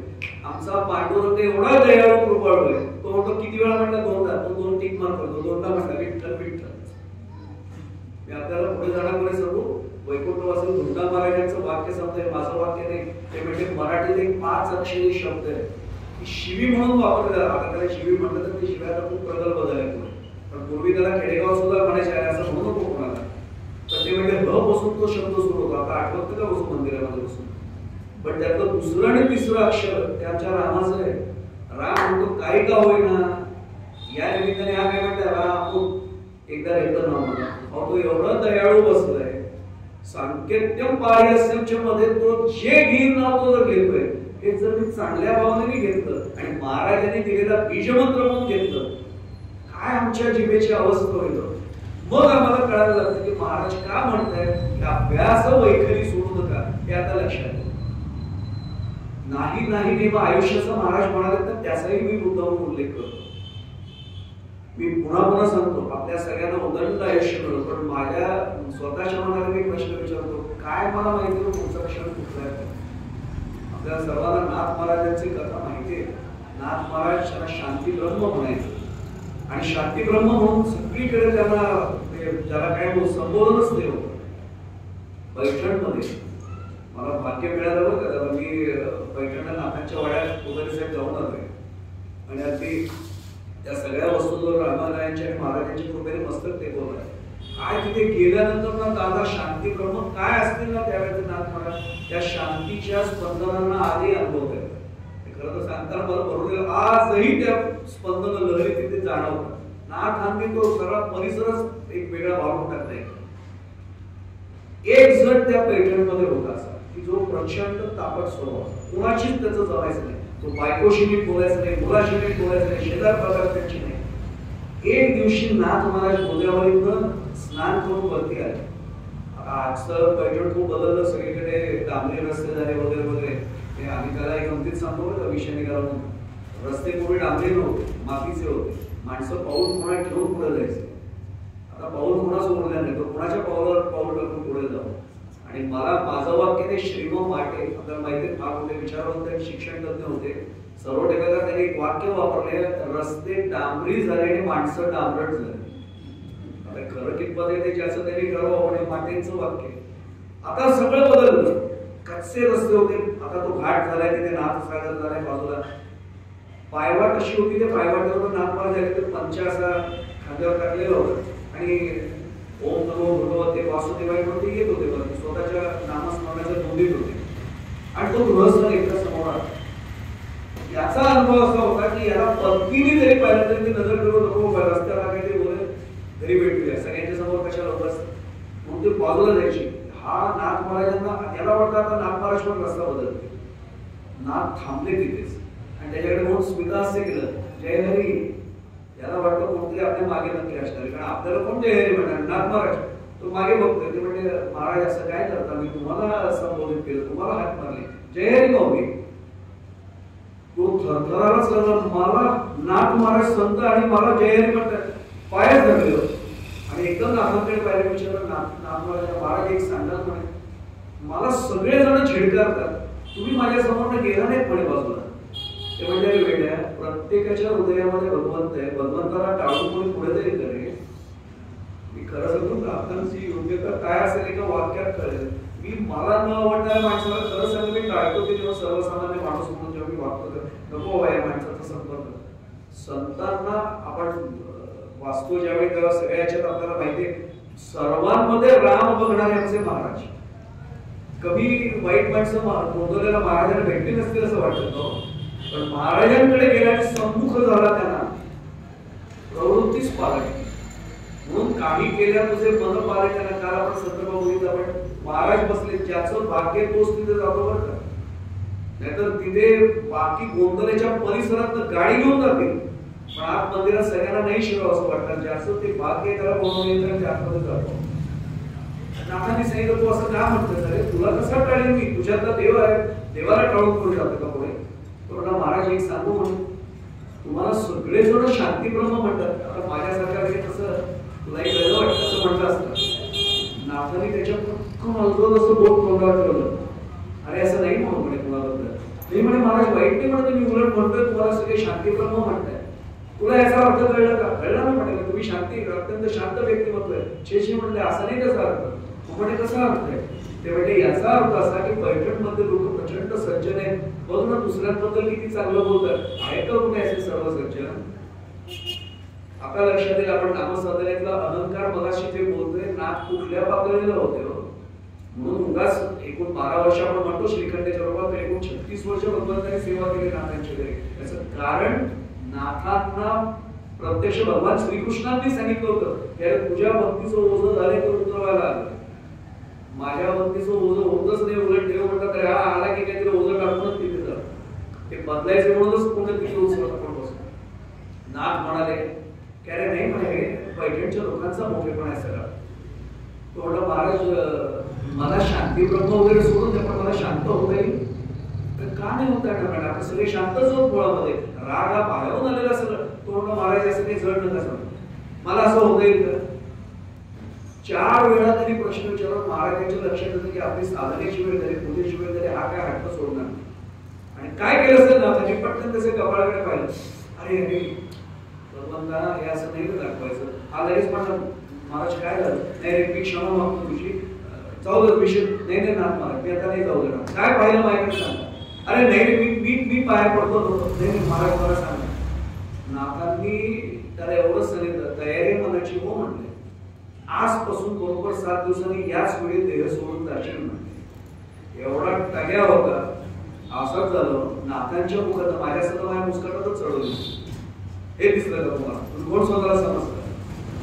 म्हणलं महाराज फार अवघड होतं पाऊस आता, महाराज मिश्किल होते. ते म्हणले देवाच्या सानिध्यात काही नाही अवघड, मी एक काम करतो 7 दिवसांनी मी तुमच्या देवघरात आलो तर अरे केव्हाही ये, 7 दिवसांनी घे, केव्हाही आलास तरी चालेल. पण लक्षात ठेव, शांती ब्रह्म व्हायचं असेल ना तर तो दिवस विसरू नकोस. 7 दिवस आहेत फक्त. आता 7व्या दिवशी नाथांच्या नाथ वाटच बघत असतं, त्याला माहिती असते काय होतं. देवघरात पूजा वगैरे आटोपलेली असते, एक आसन मांडलेलं असतं, आला ग्रह असतं. साध्या वेशात होता, चेहरा असा पाडलेला होता, एकदम मरून चेहरा. नाथांना नमस्कार. नाथ म्हणजे अरे मला ते वेड्या विजयी पांडुरंग येते, भगवान गोपाल कृष्ण त्यांना नमस्कार कर, नमस्कार करायला दिला आणि म्हणजे बस येते. आणि नाथांनी काय केलं सर, असा मस्तकावर आवडलं आणि त्याला हात ठेवला. त्याच्यासारखं काय कोणी माझ्यासारखं असेल आणि नाथांचा हात जर असा मस्तकावर येणार असेल ना, याच्याविषयी काय दुसरं पाहिजे हो बाबतीत. त्यांनी कुठेतरी पूर्व सुखरूप असेल, नाथांचा हात डोक्यावर ठेवला गेला, माळ त्याच्या हातात दिली. फक्त एकच काम कर, आता जायची वेळ आहे ना, ओम नमो भगवते वासुदेव म्हणून माझे गोपाल कृष्ण भगवान तुला वाचवल्याशिवाय राहणार नाही, भगवान कृष्ण तुला न्यायला येते. हे जग सुरू कर. जग सुरू केलं आणि त्याला भाव समाधीत तयारी. महाराजांचा असतं डोक्यावर होता, त्याची ती ठरलेली वेळ गेलीपर्यंत त्याला जग करू दिला. महाराजांनी खांद्यावर हळूच राग ठेवून 13 वाजता काढलं. त्याने असं पटकन त्याला महाराज दिसतात, देव दिसतंय. महाराज चमत्कार झाला. ते म्हणजे कसला चमत्कार, मी गेलो नाही म्हणले ना. स्मिता असते कोण म्हणतात तू जाणारच नव्हतास. तो म्हणला म्हणजे तुम्ही म्हटलं होतं पण वेळेच्या नंतर सांगतो म्हणले. पण मला एक सांग 7 दिवस तुझे कसे गेले? तुमच्याशी बोलल्यानंतर घरी गेलो, दाराच्या कडे जाऊन बायकोच्या पायास पडलो. ती म्हणजे याला काय झालं एकदम भांडणारा माणूस असं कसं करतो? त्यांनी सांगितलं काय करतोय तुम्ही, काय आजारी आहेत का? क्षमा केली म्हणून म्हणे आतापर्यंत तुझ्याशी खूप वाईट बोलतो. पतिराज नंतर आधी सांगकडे क्षमा केली. माझं वाईट व्हावं असं वाटतंय का चांगलं वाईट क्षमा केली. सगळ्यांची क्षमा मागितली. शेजार बाजारच्यांची वाटत क्षमा मागितली. ज्यांच्याबरोबर काही भांडण होतं ते मिटवून आलं. 4 दिवस गेले म्हणे 5 दिवस. नाथ म्हणले 2 दिवस काय केलं? 2 दिवस काही नाही म्हणा आनंद होतो का काही माझी भांडणच होऊ गेली. नाथ म्हणते तुला 7 दिवस समजलं तुला 5 दिवस घालवायला लागले. शूलभंजन पर्वतावर दत्तगुरूंचं दर्शन झालं. पण जेव्हा मला जनार्दन स्वामींनी अनुग्रह दिला वाक्य एवढंच सांगितलं आता जो श्वास घेतोस तू तुझा शेवटचा समज पुढचा श्वास तुझा नाही. जे करायचे ना साधन ते आत्ता कर या श्वासामध्ये, पुढचा श्वास तुझा नाही. आणि तेव्हापासून मी कुणाशी भांडले कारण भांडल्यानंतर त्याची क्षमा मागायला पुढचा श्वास नाही उरला. मागू केव्हा क्षमा? सोडून दिलं सगळं त्याच वेळी. लोकांना वाटतं की शांती ब्रह्म आहे मी फक्त आणि फक्त भगवंताच आहे. प्रत्येक क्षण माझा भगवंत आणि मी आम्ही आनंद अनुभवतोय. भांडायला वेळ उरलाच खूप. आता लक्षात येईल की नाही नेम आयुष्याचा हे सांगून सुद्धा पुण्यतिथी उत्सव संपल्यावर सुद्धा जर माझ्या डोक्यात राहणार असेल की आयुष्याचा नेम आहे का नंतर करीन नाही होणार. हे आत्ताच सुरू करा महाराज म्हणतात या क्षणाला सुरू करा. आणि त्याचाही प्रसंग आठवला म्हणून सांगतो. गुप्ताजी जे बसले त्यांचा कृष्ण भगवंतावर खूप विश्वास आणि महाभारत त्यांनी वाचलेलं आहे. धर्मराजांचा प्रसंग सांगितला. धर्मराजांच्या दरबारामध्ये एक याचक येतो आणि धर्मराजांनी माहिती आपल्याला की कोणाला टाळत नाही. आणि नेमके भीमदादा बाहेर देतात कारण तो याचक बाहेर पडतो. संध्याकाळची वेळ असते रिकाम्या हाताने बाहेर पडतो. ते याचकाला विचारतात भीमदादा काय रे कोणाकडे आला? तेवढे नाही दादांकडे काय ते मदत हवी होती. दिली ते दादा मी रिकाम्या हाताने चालले देणार आहेत का ते? केव्हा? दादा म्हणते की देवपूजा झाल्यानंतर स्नानानंतर देवपूजा असते आम्ही का ओळखले की मी दादाला बसतो तेव्हा घे म्हणजे इथेच उभा राहतो. आणि दादानी काय भीमदादा येतो शेवटी त्यांनी काय केलं असेल दवंडी स्वतः पिठाला सुरुवात केली. ऐका धर्मराज दादांनी आमच्या दादांनी यमावर विजय मिळवलाय. दादांनी ऐकावं करायचं भीमा काय चालवलंय ते म्हणजे दादा तुम्हीच तर सिद्ध केलं. ते म्हणजे कसं काय तुम्ही त्याला काय सांगितलं उद्या सकाळी मी दान करेन म्हणजे तुम्हाला उद्या सकाळपर्यंतचा पूर्ण भरोसा आहे. धर्मराजांचा अधिकार वेगळा होता मी आधीच सांगतो. त्यांच्यासाठी आपल्याला माहिती स्वर्गारोहण कसं झालं माहिती सर्वांना प्रसंग होतो. हा फक्त घडवलेले प्रसंग असतात. हे कोणते लोक असतात ना त्यांना अशा याच्यात मोजमापात नाही करावं टाकायचं. त्यांनी हे आम्हाला कळण्यासाठी प्रसंग निर्माण केलेले असतात. पुढच्या क्षणाचा भरोसा नाही मी उद्या दान करेन. मी जर ठरवलं कोणाने साहेब उद्यापासून मी जपाला सुरुवात करेन काय भरोसा आहे उद्यापर्यंत हा शरीर पाहिजे नाही नेम आयुष्याचा. त्यामुळे निश्चितपणे आजच आम्हाला ती सुटका करायला पाहिजे हा तिथला भाग. ठीक आहे महाराजांचं आम्ही ऐकलं आणि नामसाधनेला वळलो. वळल्यानंतर किती आम्हाला तादात्म्यता नामाशी जोडली गेली पाहिजे. उदाहरण त्याचंही सांगतो. एक 2-3 उदाहरण आपल्यासमोर ठेवत जातो. बायशीत नावाचे एक संत होते उत्तर भारतात. महाराष्ट्राशी संबंध असलेले ते अनेक आहेत. म्हणजे ते बाबांनी हे उदाहरण दिलेलं होतं. ते त्यांचं दृष्टांत आहे. बाबांनी दिलेला हा दृष्टांत आहे. बायशीत नावाचे उत्तर भारतात एक संत होते. ते संत ते लोकांना नंतर कळलं. समोर अनेक जण गेल्यानंतर कळतं की काय उंचीचं व्यक्तिमत्व होतं. अनेक जण शेवट घरात ओळखत नाही. मी काले तुकाराम महाराजांचा चरण सांगितला संतांचे ते आप्त तलतील ते संत. संतांचं कोणी नातेवाईक म्हणून तो संत झाला असं होत नाही. संत ओळखताच येत नाही दुर्दैव आहे. कारण आम्हाला ते सवय लागली असा वेश पाहिजे तर तो संत असं केलं तरच तो संत. संत हे त्यांच्या आचरणातून कळतं. आणि एक सांगू जाता असतो मला विषय नाहीये पण मी आणि माझे मी पण विसरले जयाचे अंतःकरण माऊलींची व्याख्या काढून कुणाला संन्यासी म्हणायचं. अर्थात तो संन्यासी जाणं म्हटलंय. मी आणि माझे मी पण विसरले जयाचे अंतःकरण माऊलींनी ती सुस्पष्ट व्याख्या आमच्यासमोर दिली. मला अजून माझं सगळं जे वाटतंय ना कसं संन्यासी होणार आणि कुठं संन्यास वृत्ती आहे का हा त्याचा भाग आहे. बायशीत रस्त्याने चालत होते. साधारण 75च्या आसपास आता वय असेल. आणि बाबा म्हणले की त्या गावात आहे, लहानचं गाव होतं, आजीबाई एक समोर आले आणि पाहिजेंना मानायचे सर्व जण अत्यंत चांगली व्यक्ती, सात्विक व्यक्ती होते.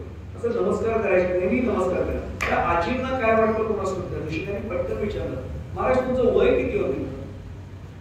पाहिजे क्षणभर असे थांबले, असं उभे राहिले. 4 पूर्ण झाले, 5वं सुरू झालं.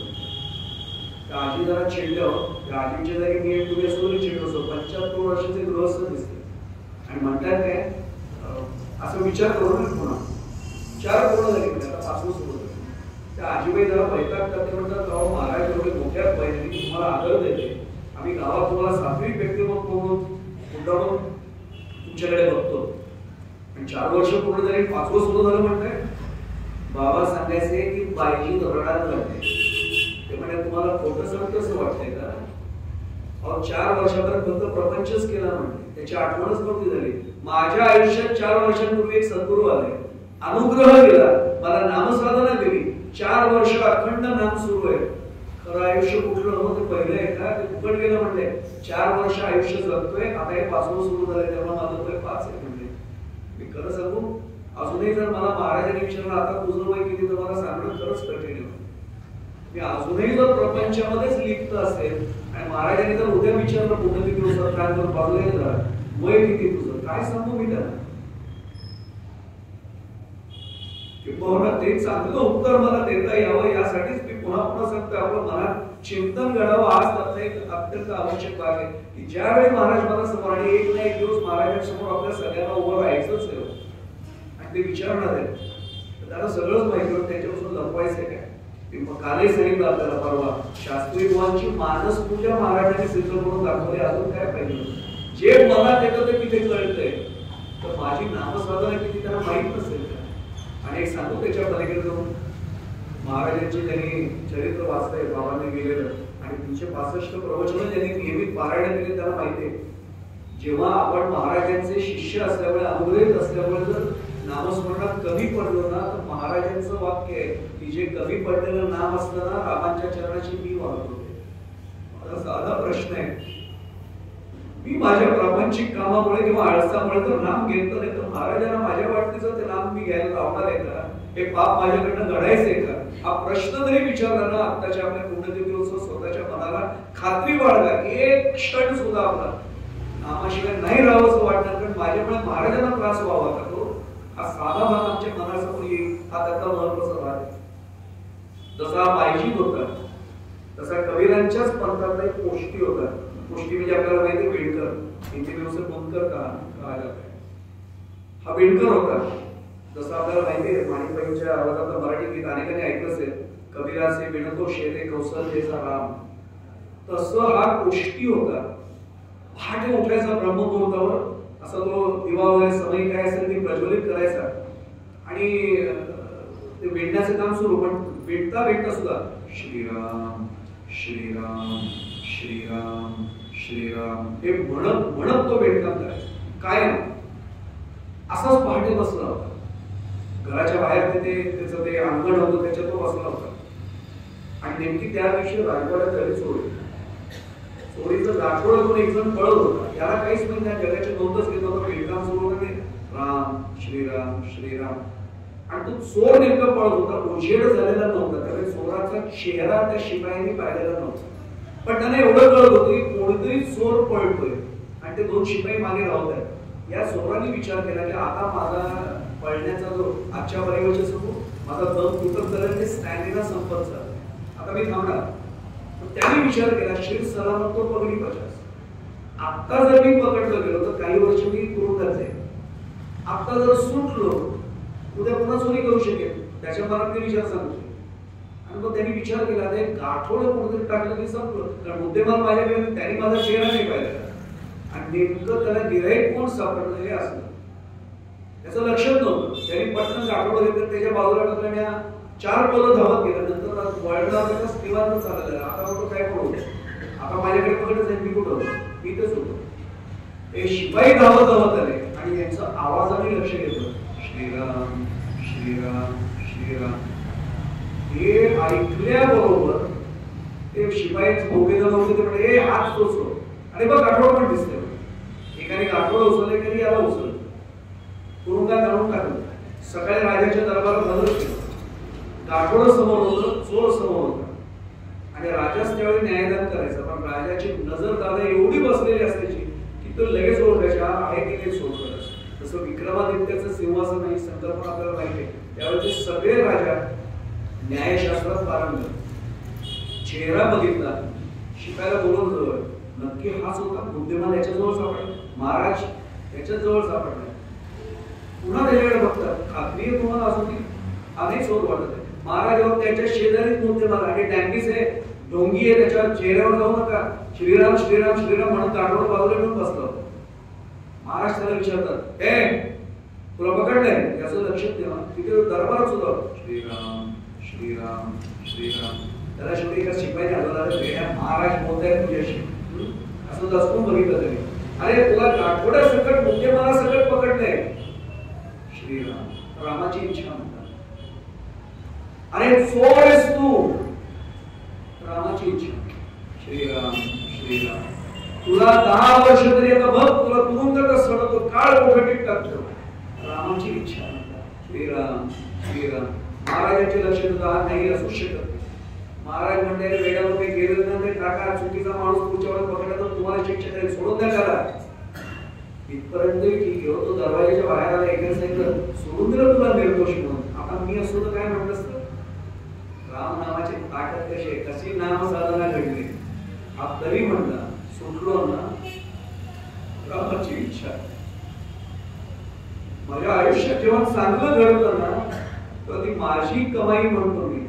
वाईट घडलं की आमची हात येतात, रामराया महाराज काय आहे. आणि चांगलं घडलं की जर आम्ही असं करत असतो, माझ्यामुळे लक्षात येईल महाराजांना काय वाटतं. आता लक्षात येईल नामसाधना, ज्याला आपण म्हणतो की नामस्मरण नामोच्चारण दोन टप्पे मागे सोडले. नामसाधना आणि नामसमाधीकडे जायचं असेल तर कुठपर्यंत आम्हाला पुढे जायचे, जे घडतंय महाराजांची इच्छा. आणि महाराजांचं वाक्य सांगू, नामधारकाने, मी पुन्हा सांगतोय माझं वाक्य महाराजांचं वाक्य, नामधारकाने आपल्या आयुष्यात असं का घडलं याचा चुकूनही पुसटसाही कधी विचार करू. पुढे जाण्यावर सांगू, हा मोठा समाजासाठी एकच ओवी सांगितली की तुम्हाला कळेल. दासगणू महाराजांची ओवी आहे.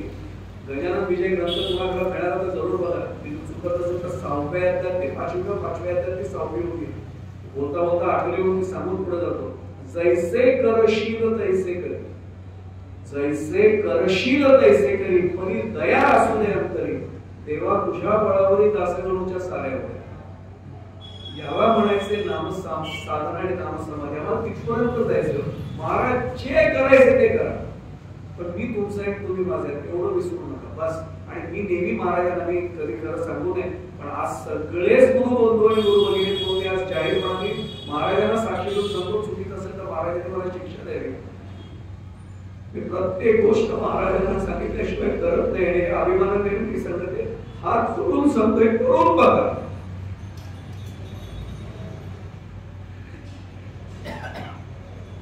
प्रत्येक क्षणाला मार्ग जाणवतात, आहेत आपल्याबरोबर, आहेत आपल्याबरोबर.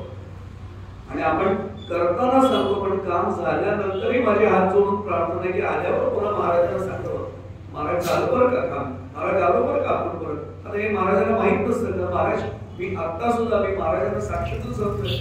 माझी पत्नीत पाहिजे फोटो वाटत विचार, महाराजांना मी साक्षी देऊन सांगतो. मी निघताना सुद्धा आता खोलीवर सांगितलं, महाराज रामराय बापूरायचं ना प्रवचनाला जायचं, प्रवचन सेवेसाठी निघालं. आता हे महाराजांना माहित नाहीये का, पण आईला जसं मुलांनी सांगितलेलं आवडतं, सद्गुरू नाही आपला शिष्य आपल्याला प्रत्येक गोष्ट सांगतोय, त्याचा काय आनंद होत असेल एवढा एकदा विचार करून पाहूया आपण.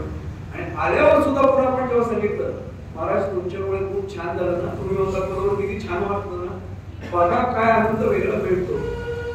मी एवढ्यासाठी सांगतोय, अगदी कानाला हात लावून महाराजांना साक्षी देऊन सांगतोय, अभिमान म्हणून नाही सांगत, आनंद म्हणून सांगतोय. जो आनंद मला मिळतो तो सगळ्यांना मिळावा म्हणून या भावनेने फक्त सांगतोय, करून बघा. आणि महाराज पदोपदी जाणवतात हेही आपल्या लक्षात निश्चितपणाने येतं. त्यामुळे एक महत्वाचा भाग आहे. आणखीन एक दृष्टांत या संदर्भात सांगतो, नामसमाधी कडे जायचंय आपल्याला. बखलचा एक बादशाह होता, त्याचं नाव होतं इब्राहिम. त्याच्यासमोर त्यावेळी गुलामगिरीची प्रथा होती, ज्याला स्लेव्हरी म्हटलं जायचं. गुलाब म्हणून त्यांच्यासमोर आणले द्यायचे. आणि गुलाब म्हणून आणलं गेल्यानंतर राजा त्याला विचारायचा काय काम घेऊ. एक गुलाम त्यांच्यासमोर असाच आला. तर बादशाहाने त्याला विचारलं कुठला पोशाख देऊ. तो म्हटलं तुम्ही द्याल तो कुठल्या भागात तुला कामाला पाठवतो. दरबारातल्या राजवाड्यातल्या तुम्हाला जे वाटेल तिथे पाठवा. त्यांनी पुढचा प्रश्न विचारला खायला काय देऊ. तो म्हटलं तुम्हाला काय ते देऊ. आणि आता सांगतो हा एक दृष्टांत पुढे बाबांनी दिलेला दृष्टांत आहे. बाबा म्हणाले की त्या गुलामाला बदलच्या बादशाहाने इब्राहिमने विचारलं अरे वेड्याने तुला प्रश्न विचारतो तू माझ्यावर काय सोपवतो. तू म्हटलं महाराज मी कोण आहे. गुलाम आहे ना. गुलामाला अधिकार नसतो काय तो ठरवायचा. मला सांगा मी महाराजांचा जर खरंच शिष्य असेल तर काय माझ्या जीवनात घडावं मी ठरवायचंय महाराजांनी ठरवायचं. मी महाराजांना सांगणार का महाराज असं करून द्या ना महाराज तसं करून द्या ना. म्हणजे मी कोण आहे त्यांच्या समोर बघायल्यानंतर. मी जर महाराजांचा खरंच शिष्य म्हणून घेत असेल तर माझा सगळा श्वास आहे त्यांच्यावर. श्वास चालू ठेवायचे का बंद ठेवायचे महाराज तुम्ही ठरवा.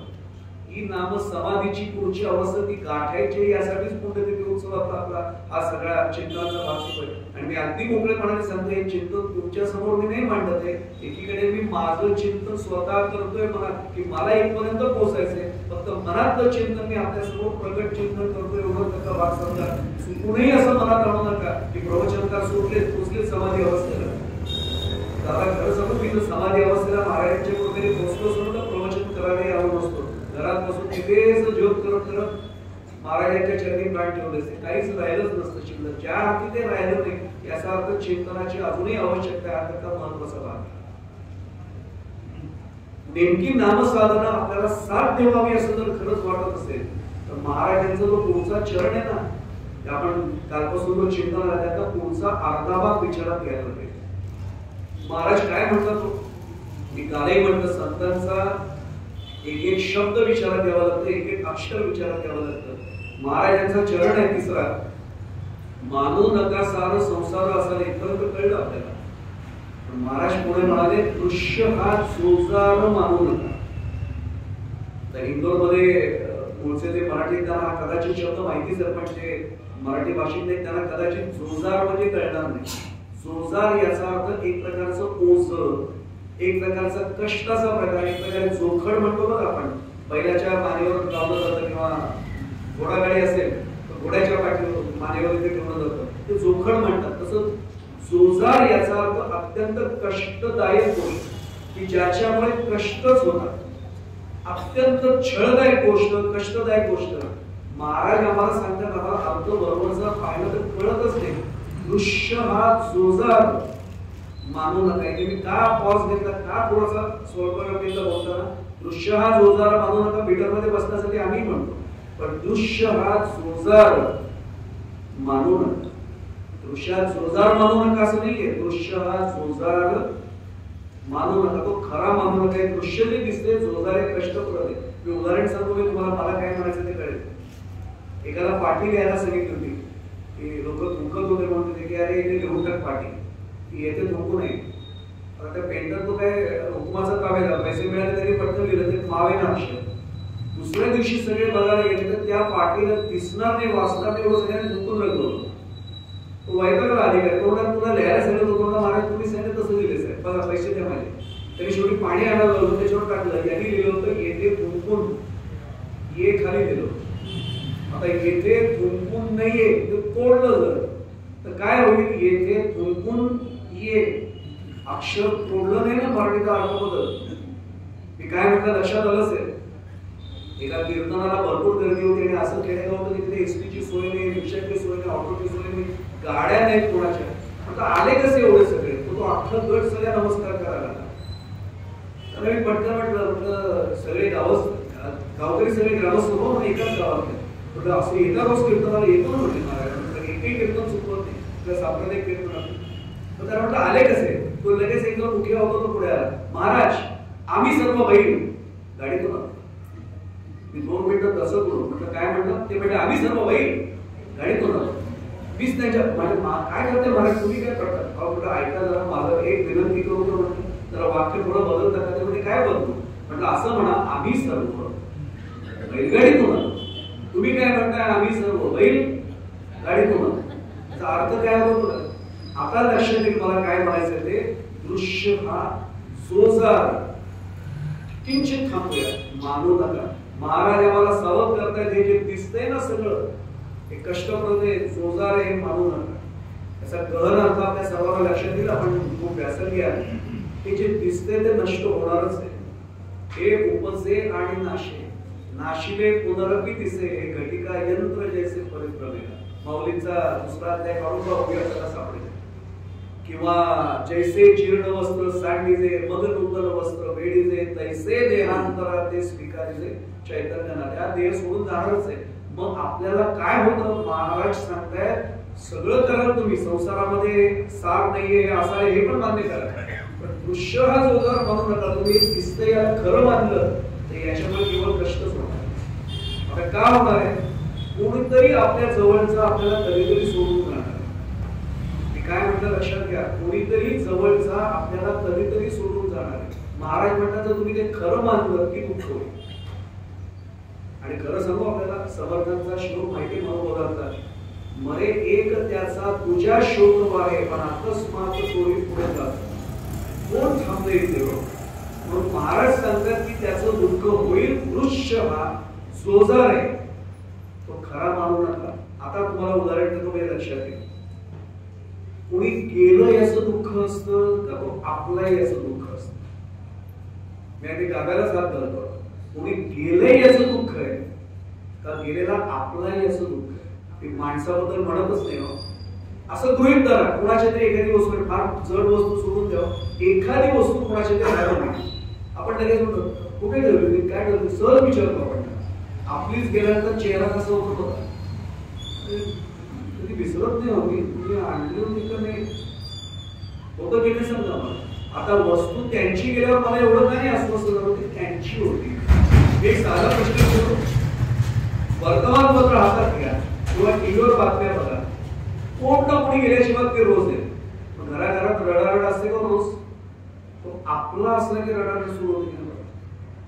मी काय म्हटलं लक्षात आलं असेल, संत म्हणतात जो माझं माझं तुम्ही म्हणतात की तिथे गडबड सुरू होते. हे दृश्य जे दिसतंय हा जोजार आहे, हे अवघड कष्ट देणारीच गोष्ट आहे. ते तुम्ही खरं मानू नका. आता तुम्ही म्हणाले महाराजांना म्हणायला सोपं आहे हो, असं कसं मानताय ना? ते दिसतंय सगळं, भिंत दिसते, मंदिर दिसते, तुम्ही बी दिसतंय, हे खुर्ची दिसते, कागद दिसतं, हे सगळं दिसतंय, खरं कसं नाही म्हणायचं? अगदी साधा प्रश्न केले बघा, मूलभूत प्रश्न आहे. आता त्याचं चिंतन थोडंसं करूया. महाराज बोललेत ना की काळ्या दंडावरची पांढरी रेघ. महाराज जर म्हणाले दृश्य हा जोजार मानू नका, आणि हा दृश्य का नका जोजार मानून, तो आमच्या नामसाधनेत अडचण आणणार. हे माझं घर आहे. मग आपल्याला जायची वेळ आली ना, जायची म्हणजे लक्षात आलं असेल की आपण अस्वस्थ होतो आणि आपल्याला अस्वस्थता जाण्याची नसते. मी आतापर्यंत असं सांभाळलं, अहंकार त्याही वेळी आत्महत्या येतो. माझ्या पश्चात ते सांभाळतील का? मी काय म्हणतो लक्षात आलं असेल, ते जाणवतच महत्व. माझ्यानंतर हे काय होईल? मला महाराज तांबेंची कविता दादा खूप आवडते. जन बळ बळ म्हणतील हाय हाय की जाता राहील कार्य काय. कोणी गेल्यानंतर काही होत नाही, तात्पुरते रडारड होते, नंतर सगळं चालतं. आतापर्यंत तुमच्या माझ्या घराण्यात एवढे जण गेले, अजूनही आपण रडतच बसले. असं होतं का कधी? थांबतात काही दिवसानंतर आपण, आम्हाला उगाचच वाटत राहतं आम्ही हे दृश्य खरं मानले पाहिजे, आपलं पण महत्व आहे. मी गेल्यानंतर मी त्याच्या पलीकडे समजून मी महाराजांचं चरणाकडे वळतो. अनेकदा आपण असं म्हणतो, अरे मी गाढवासारखा राबतोय म्हणून घरात त्यांना सांगतो तुम्ही गिळताय काही 4 ग्लास, त्यातला पूर्वार्ध बरोबर, मी गाढवासारखा एवढंच खरं. मी राबतोय म्हणून तुम्ही चूक. मी नसेल तर भगवंताची योजना आहे, कोणाला तरी तो तिथे पाठवेल आणि त्यांची योजना करेल. आपल्याला सर्वांना विद्याधर गोखले नाव माहिती असेल, लोकसंताचे संपादक होते आणि नाटककारही होते. त्यांनी स्वरसम्रांती नाटकामध्ये एक वाक्य लिहिले नाट्यगीतामध्ये, चोच देई पाखरांना तोच चारा देत. काय म्हटलं आपल्या लक्षात आलं असेल, त्यांनी निर्माण केले ना, तो व्यवस्थाही करून कोणालाच तो तसा ठेवत. हे साधा भाग आहे. मला उगाच वाटतं माझ्यामुळे सगळं चाललंय, माझ्यामुळे चाललंय. हे दृश्य जोजार का आपल्या लक्षात येईल, मग तिथे नामधारक काढत हे माझं आहे. तुम्ही का हात लावला, तुम्ही असं का केलं, की खूप सगळी सुरुवात होती. पण तरी माझा प्रश्न आहे, तुम्ही अजूनही म्हणाल महाराज तुम्ही म्हणताय म्हणून विश्वास करू, दृश्य सोजा हे मानू नका. खरं नाही मानायचं, दिसतंय ते खरं मानायचं नाही. तर दिसतंय कसं काय? माझा प्रश्न लक्षात आला. दृश्य हा जोजार आहे म्हणून महाराज म्हणले म्हणून आपण मान्य करतोय, दिसतंय मग खरं का नाही मानायचं? त्याचं उदाहरण आता सांगतो, दृष्टांत समोर ठेवतो. एक संस्थान असतं. मध्य प्रदेशमध्ये सगळ्यांना संस्थान माहितीच आहे, बाजारापासून सगळीच संस्थानं माहिती आहे. आता संस्थानं नाही राहिली, सगळी संस्थानं खालसा झाली. तसं एका लहानशा संस्थानातली घडलेली गोष्ट आहे. संस्थान खालसा झालं, पण संस्थानिक असतात, राणीसाहेब असतात आणि आप तसं नसतो ना. मी आजही सांगू, कोणी संस्थानिक आले तर आपण पटकन तुम्ही साताऱ्याला जाऊन बघा, कोल्हापूरला जाऊन बघा, महाराज म्हणूनच बघा, ते गादीचा मान असतो, तो काही चूक नाही. आपल्याकडे परंपरा आहे, गादीचा मान राखला पाहिजे.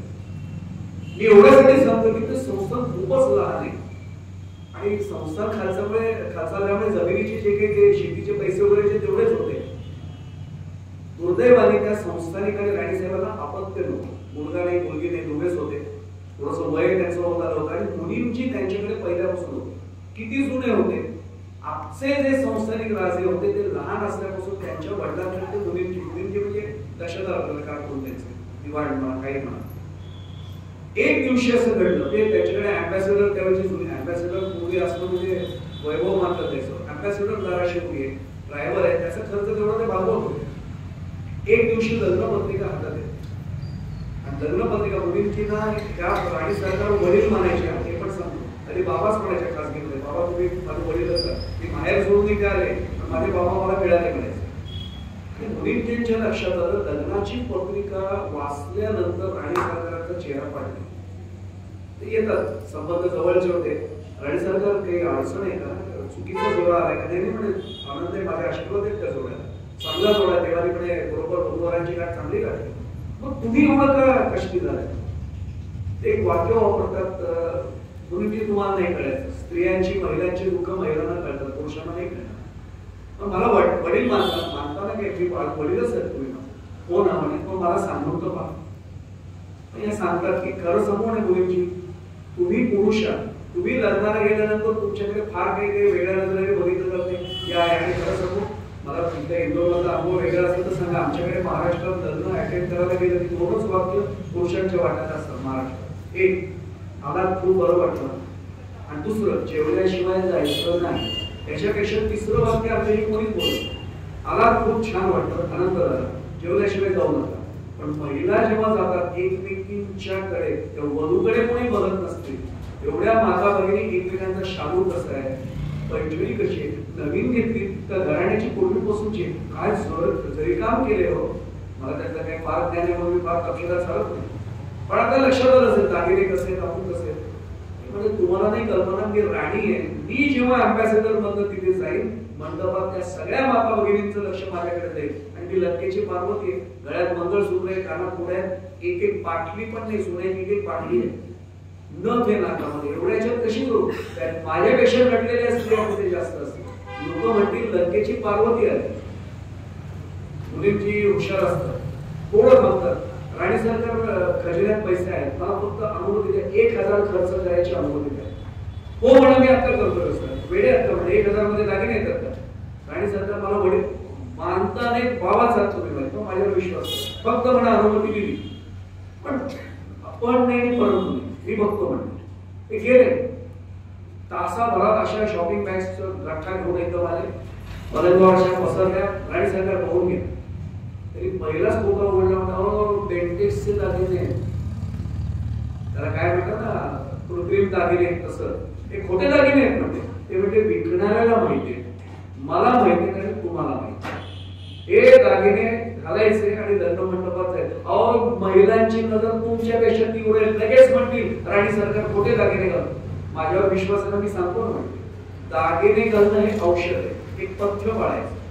ते म्हणजे दागिन्यांना पथ्य असतं म्हणजे मी सांगतो तेवढं करायचं. काय करायचं म्हणजे करा म्हणजे करीन म्हणजे सगळे दागिने घालून या, मग मी सांगतो त्या दागिने परिधान करून आले, शाबू वगैरे, बाकी सगळं चांगलंच होतं. आणि राणीवेगळं व्यक्तिमत्व असतं मुळामध्ये, ते लपत नाही कधी. दागिने म्हणजे अगदी मला सांभाळून ठेवत नाही, मला सगळे नाव माहित नाही, पण बिंदीपासून जोडव्यापर्यंत सगळं, अगदी काय करतात बाकी म्हणतात मेखाला वगैरे सगळं आणलं.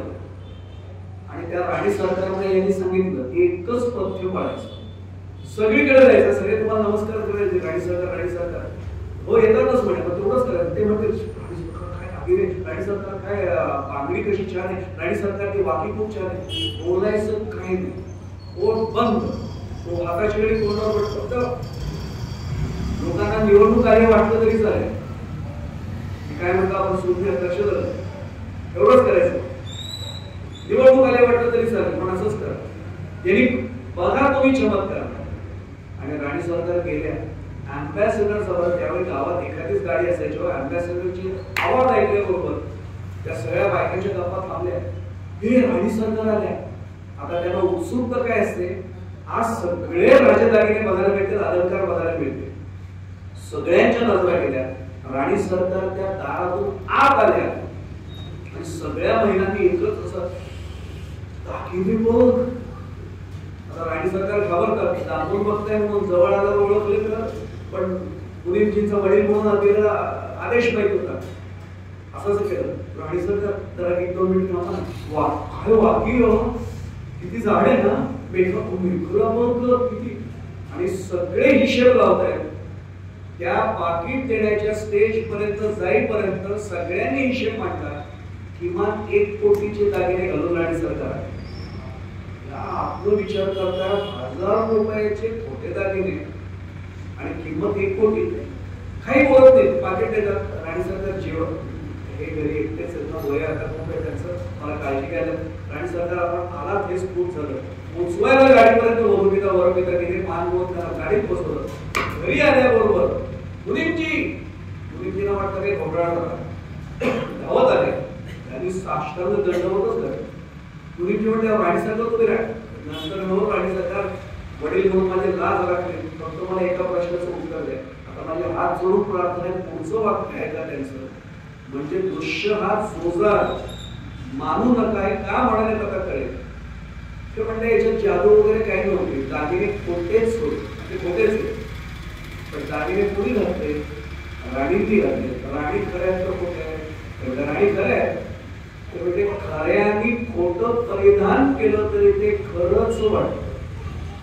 आणि आता उलट सांगतो, माझ्या बायकोनी 1 कोटीचे दागिने घालून जर ती मंडपात गेली, लोक म्हणते मुलींची बायको, तिची काय अवकात, बेंटेक्सचे दागिने घालून आले, त्यामुळे खोट्याने जरी खरं परिधान केलं तरी ते खोटच वाटेल, पण खऱ्याने परिधान जर खोटं केलं तर ते खरं वाटतं. आता सांगतो, हे ब्रह्मसत्य, ब्रह्मसत्य जगत मिथ्या, ब्रह्मसत्य, या सत्य असलेल्या ब्रह्मानी ते दृश्य जोजार जरी असलं तरी ते परिधान केले, ते खऱ्याने म्हणजे ब्रह्माने परिधान केले, म्हणून आपल्याला ते खरं वाटायला लागतं आणि ते त्रासदायक ठरतं, कारण आज आहे उद्या नाही. त्यामुळे दृश्य हा जोजार मानू नका. महाराज म्हणतात अरे वेड्यांनो हे दिसते याच्यात नका अडकू, जे दिसत नाही जो आतमध्ये, माऊलीच्या शब्दात ऐसा हृदयामध्ये मी रामू असता सर्व सुखाचा आराम, अडचण कुठे की भ्रांतासी कामो विषय, ही अडचण सोडवा, तो आत्माराम आणि दाशरथीराम एक याची अनुभूती घ्या. दृश्यात काय तुम्ही अडकणार, म्हणून मानू नका सार संसार असार, दृश्य हा जोजार मानू नका. हा त्यातला भाग, अगदी थोडा भाग मला आता 15-20 मिनिटांचा हातात बोलला आणि आता शेवटची सेवा आहे. मला एक प्रश्न आहे, महाराजांनी नामाचाच आग्रह का केला? अशी अनेक कारण आहेत, तर ते एक कारण समोर नाम काय करून जातं सहज. मराठीत एक छान श्लोक आहे, न कळता पद अग्नीवरी पडे, न कळता पद अग्नीवरी पडे. पद म्हणजे पाय, न कळता म्हणजे एकदम इनोसंटली पडला पायांचा. न कळता पद अग्नीवरी पडे, न घडे दाह असे कधी न घडे. समोर कोळसा निखारासा पडलाय आणि मला पटकन लक्षात रामांचं मंदिर आहे, पटकन जाऊया म्हणून मी न बघता पुढे गेलो आणि माझं पाऊल पडलं आणि त्याने चटका दिला. मी असं म्हणतो भाऊ त्याच्याशी, अरे वेड्या मूर्खा, मी रामांच्या दर्शनासाठी जाऊन चुकून पडला ना पाय. तो एवढंच म्हणेल, माझ्यावर पाय चुकून पडो का मुद्दामून पडो, सत्ता देणं माझा गुणधर्म आहेच. न कळता पद अग्नीवरी पडे, न घडे दाह असे कधी न घडे. तसंच अचित नाम वदो भलत्या दिसे, अचित नाम वदो भरत्या विसे सकल पातक त्वरित हरित असे.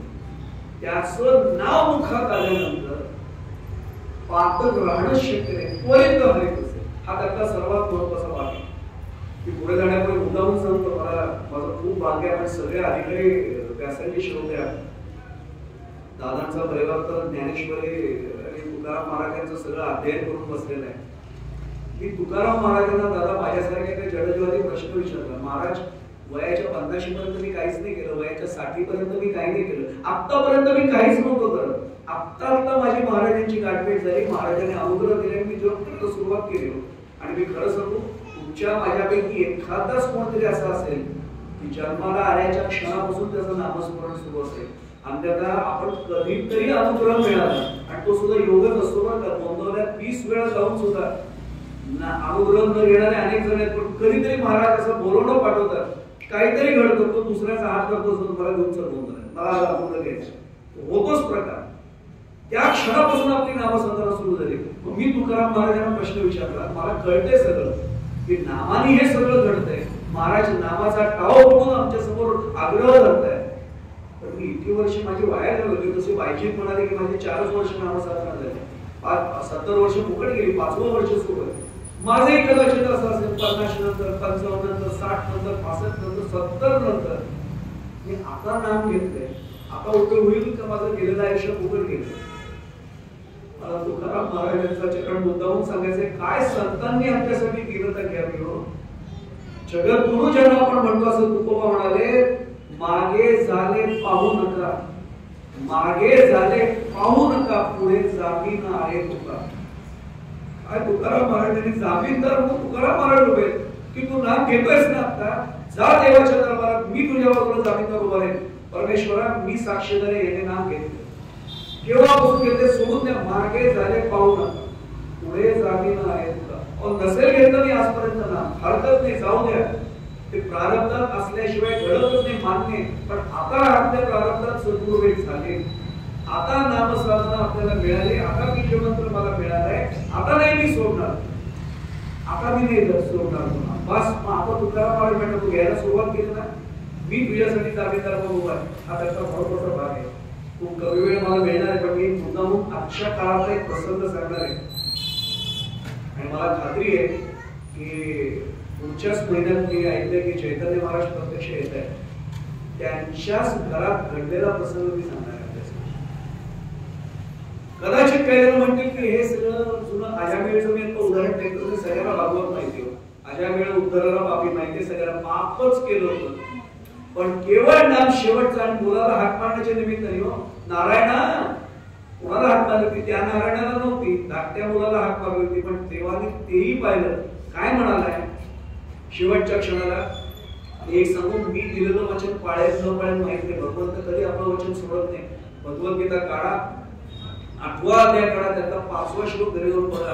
अंतकालेच मामेव स्मरण मुक्त्वा कलेवरम या प्रयाति समद्भाव याति नास्त्यत्र संशय.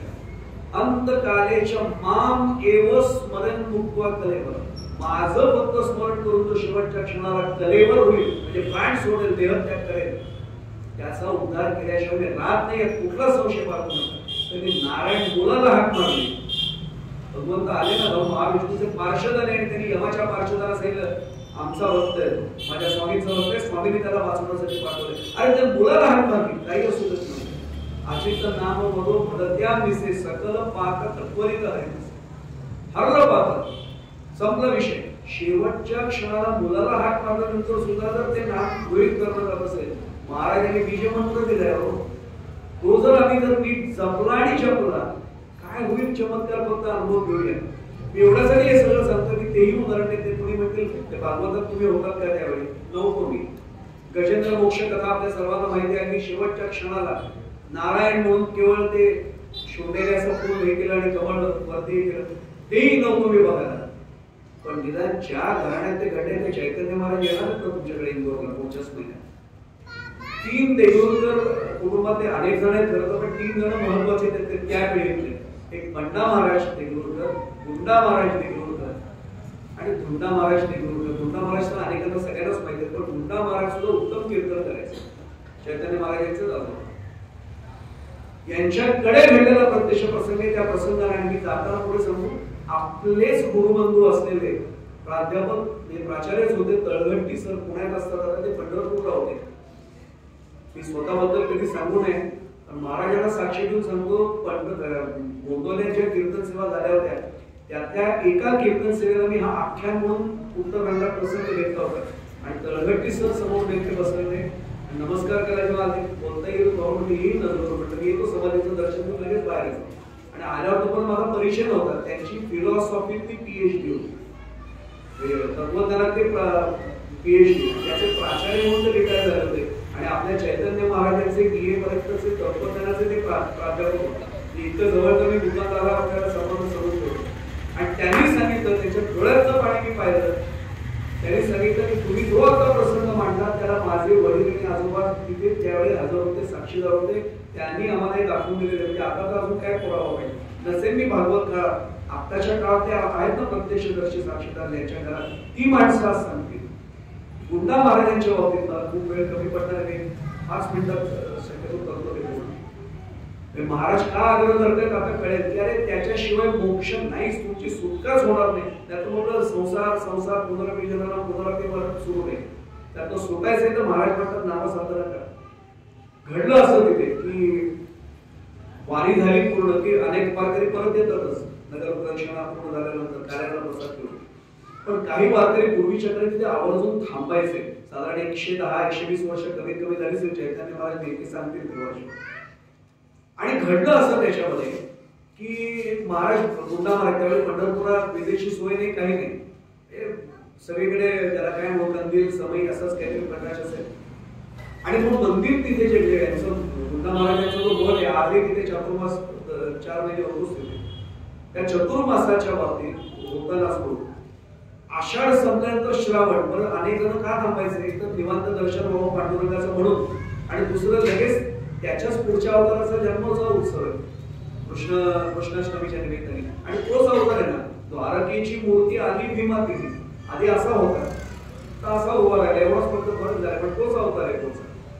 सगळे थांबायचे आणि गुंडा महाराज प्रत्येकाच्या घरी मिळून सांगायचे तसं काही घरचं कार्य आहे, यावर का कृष्ण जन्मोत्सव, यावर का कृष्ण जन्मोत्सव, आणि संपूर्ण गाव मंदिरात हजर असायचं.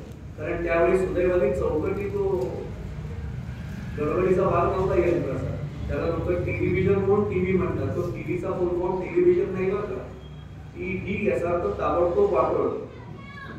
मी 9 वर्ष माझे कार्यक्रम झाले तरी लोकांना सांगायचं मलाही कार्यक्रम नाही बघितला तरी चालेल पण बघूच नका, घरामध्ये असलं की गडबड सुरू काय ना काय त्याच्यातच जीव अडकलेला राहतो. लाईट गेल्यानंतर बाकी आठवत नाही पाहिजे सिरियलचा एपिसोड गेला किती आम्ही अडकलोय कशामध्ये. काय मला म्हणायचं मी ठिकाणी करते बरं का कोणाला जे बघायचं ते जरूर बघा, प्रत्येकाची आवड निवड आहे. पण त्यावेळी काही नव्हतं, सगळे मंदिरात यायचे पूर्वी कीर्तनाला प्रवचनाला. आणि गुंडा महाराजांचा काय अभ्यास असेल, त्यांनी नामदेव महाराजांचा अभंग घेतला होता, कृष्ण भक्ती वीण तरला आहे कोण द्यावा निवडून एकत्र. कृष्ण भक्ती वीण तरला आहे कोण द्यावा निवडून एकत्र. हा अभंग एकत्र कृष्ण भक्तीचा महिमा आणि कीर्तनाला सुरुवात. आता मी काल एक मगाशी सांगितलं पेट्याचा आकाराचा गुंडा महाराजांचा पेटा मोठा, भंडा महाराजांचा गुंडा महाराजांचा अभ्यासच तेवढा होता. कृष्ण एका शब्दावर दादा 7 दिवस केवळ एका कृष्ण शब्दावर निरूपण चाललं होतं. आणि आपल्याला माहिती वारकरी कीर्तनी म्हटल्यानंतर त्याच्यात उत्तररंग नसतो, फक्त निरूपण अभंग सोडवायचा आहे त्यांनी, पहिला चरण दुसरा चरणच येत नव्हता. कृष्ण भक्ती वीण म्हणून महाराज म्हणाले पहिल्या चरणात एवढंच व्हायचं आणि भैरवी व्हायचे तर संपायचं. 7व्या दिवशी महाराजांनी सांगितलं उद्या आपल्या भगवान गोपाल कृष्णांचा जन्मोत्सव आणि तिथे जन्म रात्री जेव्हा साजरा होतो आमच्याकडे इथे माहिती नाही पद्धत, पण काळात दुसऱ्या दिवशी सकाळी 10 ते 12 वगैरे असं करायची पद्धत आपण आपल्या सोयीने केलंय. गुंडा महाराजांच्या त्यावेळी पद्धत अशी होती की रात्रीच काळा सुरू व्हायचा लगेच. का कृष्णाचा जन्म केव्हा खरा जगाला कळला, कारागृहात नाही कळला, कारागृहात केलेला आपण साजरा करतो, पण खरा कळला तरी जगाला. वसुदेवांनी त्याला नेलं, तिथे ती कन्या जन्माला आलेली म्हणजे आपण त्याला मायेचं प्रतीक म्हणतो. वसुदेवांनी तिला उचललं, कृष्णाला तिथे गोपाळ कृष्णाला तिथे ठेवलं, त्याने हळूच चमत्कार म्हणून पाय लावला यशोदाबाई यांना आणि मग आपल्याला सर्वांना माहिती आहे की सुवेणीची गडबड झाली, आपल्याला सर्वांनी गवळणी माहिती पुत्र झाला की यशोदेला, गवळण सांगे गवळणीला पुत्र झाला की यशोदेला, ही सगळी धावपळ तिथे झाली. मग जगाला कळणार कृष्ण जन्म झाला. मी पुढे जाण्यापुढे सांगू, मी गमतीत सांगतो असं वाटत असेल, फार गंभीर याचा अर्थ आहे. वसुदेवासारखा भक्तच झाला नाही, काहीतरी माया उचलून आणली. म्हणजे वसुदेवासारखा संत नाही, गोकुळामध्ये कृष्ण का राहिले हो, तिथली माया संपवली तेव्हा तिथे कृष्ण भगवान प्रकट झाले.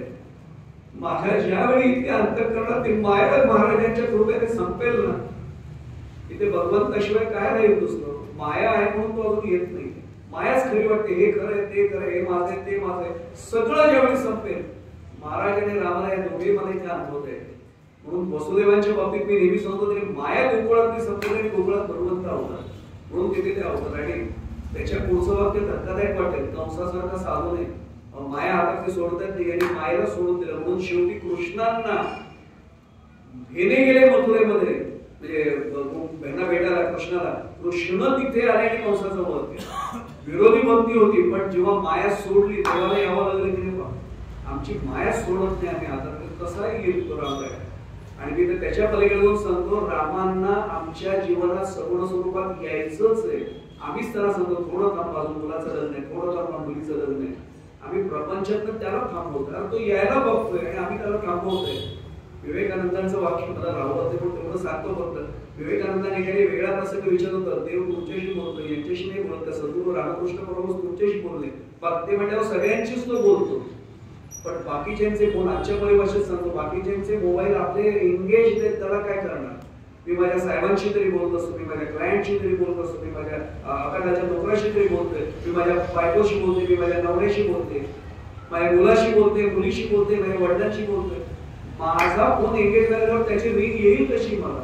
तो आपला फोन करतोय की आप जिस व्यक्ती से संपर्क कर रहे, एवढंच ऐकू येतं, येईल कसा संपर्क.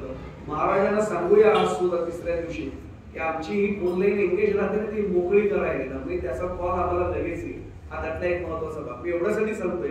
पुन्हा महाराजांनी ती 2 मिनिटात प्रसंग सांगतो. प्रसंग असा घडला की त्यांनी 8व्या दिवशी ते रात्रीच करायचं ठरवलं होतं, काला रात्रीच, आणि ठरलं हे सगळं. जन्म झाला. आता जन्म व्हायची वेळ आपल्याला सर्वांना तो कृष्णाख्यान सगळ्यांना जन्माख्यान माहिती आहे. मग 8व्याने व्यापिल्या दिशा काही दिसे त्या ते तो बाह्य अंतरी पद सुरू झालं. आणि महाराजांनी हळूच मागे फोन केली, कारण सवयीचा प्रकाशच असायचा. गुरुजी जसे ते बसले ते गुरुजी होते, ते 7-8 गुरुजी होते. त्यातल्या ज्यांच्यावर जबाबदारी होती त्यांनी फोन केली, सुरथोडा प्रसाद फोन करतो, तयारीने पाठायचं आहे. आणि ते गुरुजी दचकले, ते पटकन धावत आले, महाराज थोडी कळ सोसा, थोडा वेळ थांबा, मी प्रसाद आणायचा राहिलाय आणतो म्हणले. अरे वेड्या, आता मला काय देवकीला कळ सोसवे ना, आता मी काय कळ सोसायची म्हणायचं. आता ते केवळ गुंडा महाराज होते म्हणून पुढे कीर्तन चालू ठेवलं, नंतर 8व्या पर्यंत आले. आता पुढे कीर्तनात बोलायचं काय, आमच्या समोर प्रश्न पडायचा, पोटात गोळा असला. त्यांनी त्याच्यावर भाष्य सुरू केलं. गुरुजी हातात कंदील घेऊन धावतात, त्यावेळी टॉर्च वगैरे काही नव्हतंच, कंदील हातात घेऊन धावत धावत त्या दुकानदाराकडे गेले. आज प्रसादाची पंढरपुरात नको इतकी दुकाने आपल्याला ओळखत नाही. मागच्या वेळेला आपण इथे गेलो तर तिथे गेलो, एकच दुकान त्यावेळी होतं आणि यांचं ठरलेलं दुकान. त्यावेळेस ते दुकानाचा दरवाजा त्यांनी लावला होता, फळी लावली, ती मागे त्या माडीवरती मालक झोपायचा, लोक रात्री दुकानात झोपायचा. गुरुजी ठाक ठाक ठाक ठाक ठाक ठाक दरवाजा ठोकत बसले. 1 वाजायची वेळ, 12:30. याला कशी बशी जाग आली. यांनी उघडल्या कंदील हातात कसं मोठा केला, कोण आहे. गुरुजी म्हटल्यावर गुंडा महाराजांच्या आश्रमात आले, मठात आले, तो सोडवणार आहे. गुरुजी काही येण्याची वेळ झाली. अरे आता महाराजांच्या पण शिव्या खायच्याच उद्या, आता तुझ्याही खायला उदे, आता दे, प्रसंग साजरा होते, सगळ्या शिव्या खायला उदे, तू झाली बाबा दे पटकन. गुरुजी पुढच्या वर्षी, अरे पुढच्या वर्षी तर पुढच्या वर्षी, आता दे. त्यांनी पटकन तिथं जो डबा होता सोडफोडायचा, मोठा पिशवी ती कागदाची होती, ती बांधली. गुरुजी पुढच्या वर्षीचं लक्षात ठेवायचं, अरे नाही चुकवणार, 8 दिवस आधी नाही बाबा. आणि धावत गुरुजी आले. महाराजांना सांगितलं, महाराज कृष्णाचा जन्म होऊन जाऊ द्या, प्रसाद आलाय आता. महाराजांनी डोक्याला हात लावला, कृष्णानं सुद्धा थांबवायला आजच्या काळात आपण लागलो रे म्हणजे. आणि मग जन्म झाला. आता लगेच करायचं कीर्तन सुरू करेल, त्याला न्यायचं ना. आणि आपल्याला सर्वांना माहिती आहे, उसरलेला कमलापती, पायीची बंधने गळती, सगळे आपण सगळ्यांना पाठ येतो. देव मस्तकी धरल्यानंतर सगळी बंधनं तुटतात, देवाला पुन्हा खाली उतरवलं की सगळी बंधनं अडकतात, सगळं घडतं. आणि हे सगळं होताना वरती पहाटे 3:30-4ची वेळ दिसते. मालकाला काय झाली हो, मला उठला, म्हटलं दुकानाची व्यवस्था होऊन नीट आहे की नाही, खाली आला, दरवाजा उघडा, असा भडकला, नोकराला उघडत होतो त्या डब्यावर उतरून तिथेच झोपला. अरे मूर्खा, दार उघडत नाही, मला क्षमा करा, दार उघडत नव्हतं. गुरुजी आले ना स्वप्नात, गुरुजींना पाहतो म्हणे. अहो नाही, गुरुजी खरंच आले होते 12:30 वाजता. म्हणजे ते प्रसाद राहिला होता. कसला प्रसाद? ते गुरुनाथ महाराज यांच्या आश्रमात सुटवला. अरे मूर्खा, मग मला नाही का हात मारायची? मला तुम्हाला चांगली झोप झाली, कशावर उगा तुला हात करून त्यावर तुमच्या झोप तिला सुटवला. अरे मूर्खा, त्यांचा सुटवडा वरती माझ्या जवळ आहे तिथे. ते म्हणते महाराज मला सुटवडा हा काय तो काय, हा सुटवडा खाली आणून ठेवला. अरे मूर्खा, आपल्या गावातल्या वैद्यांना देण्याचा वेगळा सुटवडा होता. ते म्हणजे हा काय तो काय, त्यांना तो द्या. अरे मूर्खा, पुन्हा सांगतो म्हटले, वैद्यांना देण्यासाठी केलेला सुटवडा होता, त्याच्यात वचनागाचं विष मिसळलेलं आहे. आपल्याला माहितीये, त्याला अँटीव्हेनम हा शब्द यांना माहितीये. सापाचं विष उतरवण्यासाठी अँटीव्हेनम तयार करतात, प्रतिविष असं त्याला मराठीत म्हटलं जातं. तसा वचनागाचा, हे मला माहित नव्हतं. मला हर्षदभाऊ जोगळेकरांकडे पण ते समजलं की माशीच्या पंखावर बसलेलं तरी कोणा दिलं ते गोड लागतं नाही. आता मला विचारू नका बाबा खरंच गोड लागतं का, म्हणून ती चव घेतली तर मी आलोच नसतो, पण ते लागतं असं म्हणतात. त्यांनी कोणी त्याचं संशोधन केलंय त्यांनी. ते एवढं जरी केलं तरी संपला जीव. आणि महाराजांना यांनी सांगितलं, धावत धावत आला, गर्दी हे करत, अख्खा तो नवीन सोंठोडा, महाराज तो सोंठोडा वाटू नका, तेवढे वाटू नका. 2 तास झाले म्हणे वाटून, 2 तासापूर्वीच वाटून झाले. खाऊन चाटून पुसून सुद्धा झाला, कारण त्यावेळी सगळेच घरात आलेले होते. चाटून पुसून, कारण कृष्णाने सांगितलं होतं यमुनेच्या डोहात हात विसरायला जायचे नाही धुवायला, कारण देव मासे होऊन आलेले. प्रसाद हवा असेल तर गोपाळ होऊनच यावं लागतं, माशांना प्रसाद मिळत नाही. त्याचा अर्थ लक्षात घेऊ आपण कोणत्या उत्सवात. वेळ संपते माझी, पण तेवढंच फक्त पूर्ण करतो. आणि महाराज एकदम हादरतात. आणि आपण काय वाटलंय, वचनागाचं विष असलेला सुंठवडा वाटला. आणि महाराजांनी माहिती होतं त्याचं गुणधर्म. बाप रे, आणि त्यांच्या डोळ्यातनं घळाघळा अश्रुधारा आल्या. कृष्णा, अरे तुझा जन्म ऐकण्यासाठी, तुझ्या लीला ऐकण्यासाठी सगळे आले, माझ्याकडनं हे पातक घडवलंस काय? मी असं चुकीचं केलं होतं रे, माझ्यामुळे हा प्रसाद वाटला गेला, माझ्यामुळे हा सुंठवडा वाटला गेला, कुणीच नाही वाचणार रे. आणि एकदम लक्षात आलं, प्रसाद वाटून 2 तास होऊन गेले, कुणालाच काही झालेलं नाही. म्हणून त्या असा हात जोडण्यासाठी कृतज्ञता पूर्वक मागे वळतात. आणि पुन्हा रामरायांना आणि मारुतीरायांना साक्षी देऊन सांगतो, मागे वळतात आणि बघतात तर पांडुरंगाची संगमरवराची मूर्ती, आजही चैतन्य महाराजांच्या देवघरात ती मूर्ती आहे, काळे टिक्कर पडले. महाराज तर गजगजा रडायला लागतात. कृष्ण, अरे आम्ही तुझं नाव घेतलं म्हणून आमच्या विषयाचा परिणाम तू स्वतःवर घेतलास. अरे एवढी नाही रे आमची योग्यता, आम्ही तू आमचं विष प्राशन केलं, आमचा जीव तू वाचवलास. आणि मग त्यांनी सांगितलं, मंडळी असा असा प्रकार झाला, माझी योग्यता तर नाही, तुमची असली तरी चालेल, पण मी मान्य करतो की माझं विष त्यांनी घ्यावं, त्या योग्यतेचा मी नाहीये. जोपर्यंत आता त्याचं विष उतरत नाही तोपर्यंत किती वेळ जाऊ दे, प्राण गेला तरी चालेल, मी गादीवर हलणार नाही. आणि जय जय पांडुरंग हरी, जय जय वासुदेवाने भजन सुरू ठेवलं त्यांनी. आणि वर्णन असं आहे, आणि तळघटचे सर मी पुन्हा नाव घेऊन सांगतो, साक्षीदार त्यांचे वडील आणि आजोबा त्यावेळी प्रसंगाला होते. दुसऱ्या दिवशी 5 वाजेपर्यंत भजन दादा सुरू होतं. आणि वर्णन असं आहे की ती सगळी मूर्ती पुन्हा एकदा संगमरवराची शुभ्र झाली, फक्त इथे नीलकंठ तिथे राहिलेलं आहे. आणि आजही ती मूर्ती चैतन्य महाराजांच्या देवघरात आहे. केवळ सगळ्यांना आजच्या कलियुगात खूप सांगण्यासाठी की अरे तुम्ही माझं नाव घेतलं ना, तुमचं रक्षण करण्याची जबाबदारी माझी आहे. हा पुरावा जर आता मिळत असेल तर महाराजांनी आम्हाला मार्ग दाखवला, नाम साधनेचा. बस आपण त्यांना शरण जाऊया. म्हणजे वेळ संपते, बोलण्यासारखं खूप आहे, पण मी सगळा मोह बाजूला ठेवतो.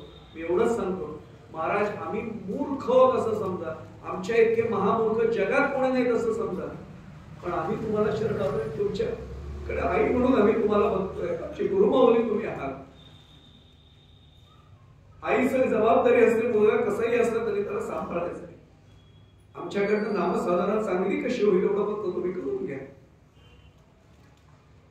आमचं काहीही चुकलं तरी सुद्धा हातात हात धरा, कान धरा, पण आमच्याकडनं नामसाधना चांगली करून घ्या. एवढंच मागणं फक्त महाराज यांच्या साधनांच्या चरणावर ठेवतो.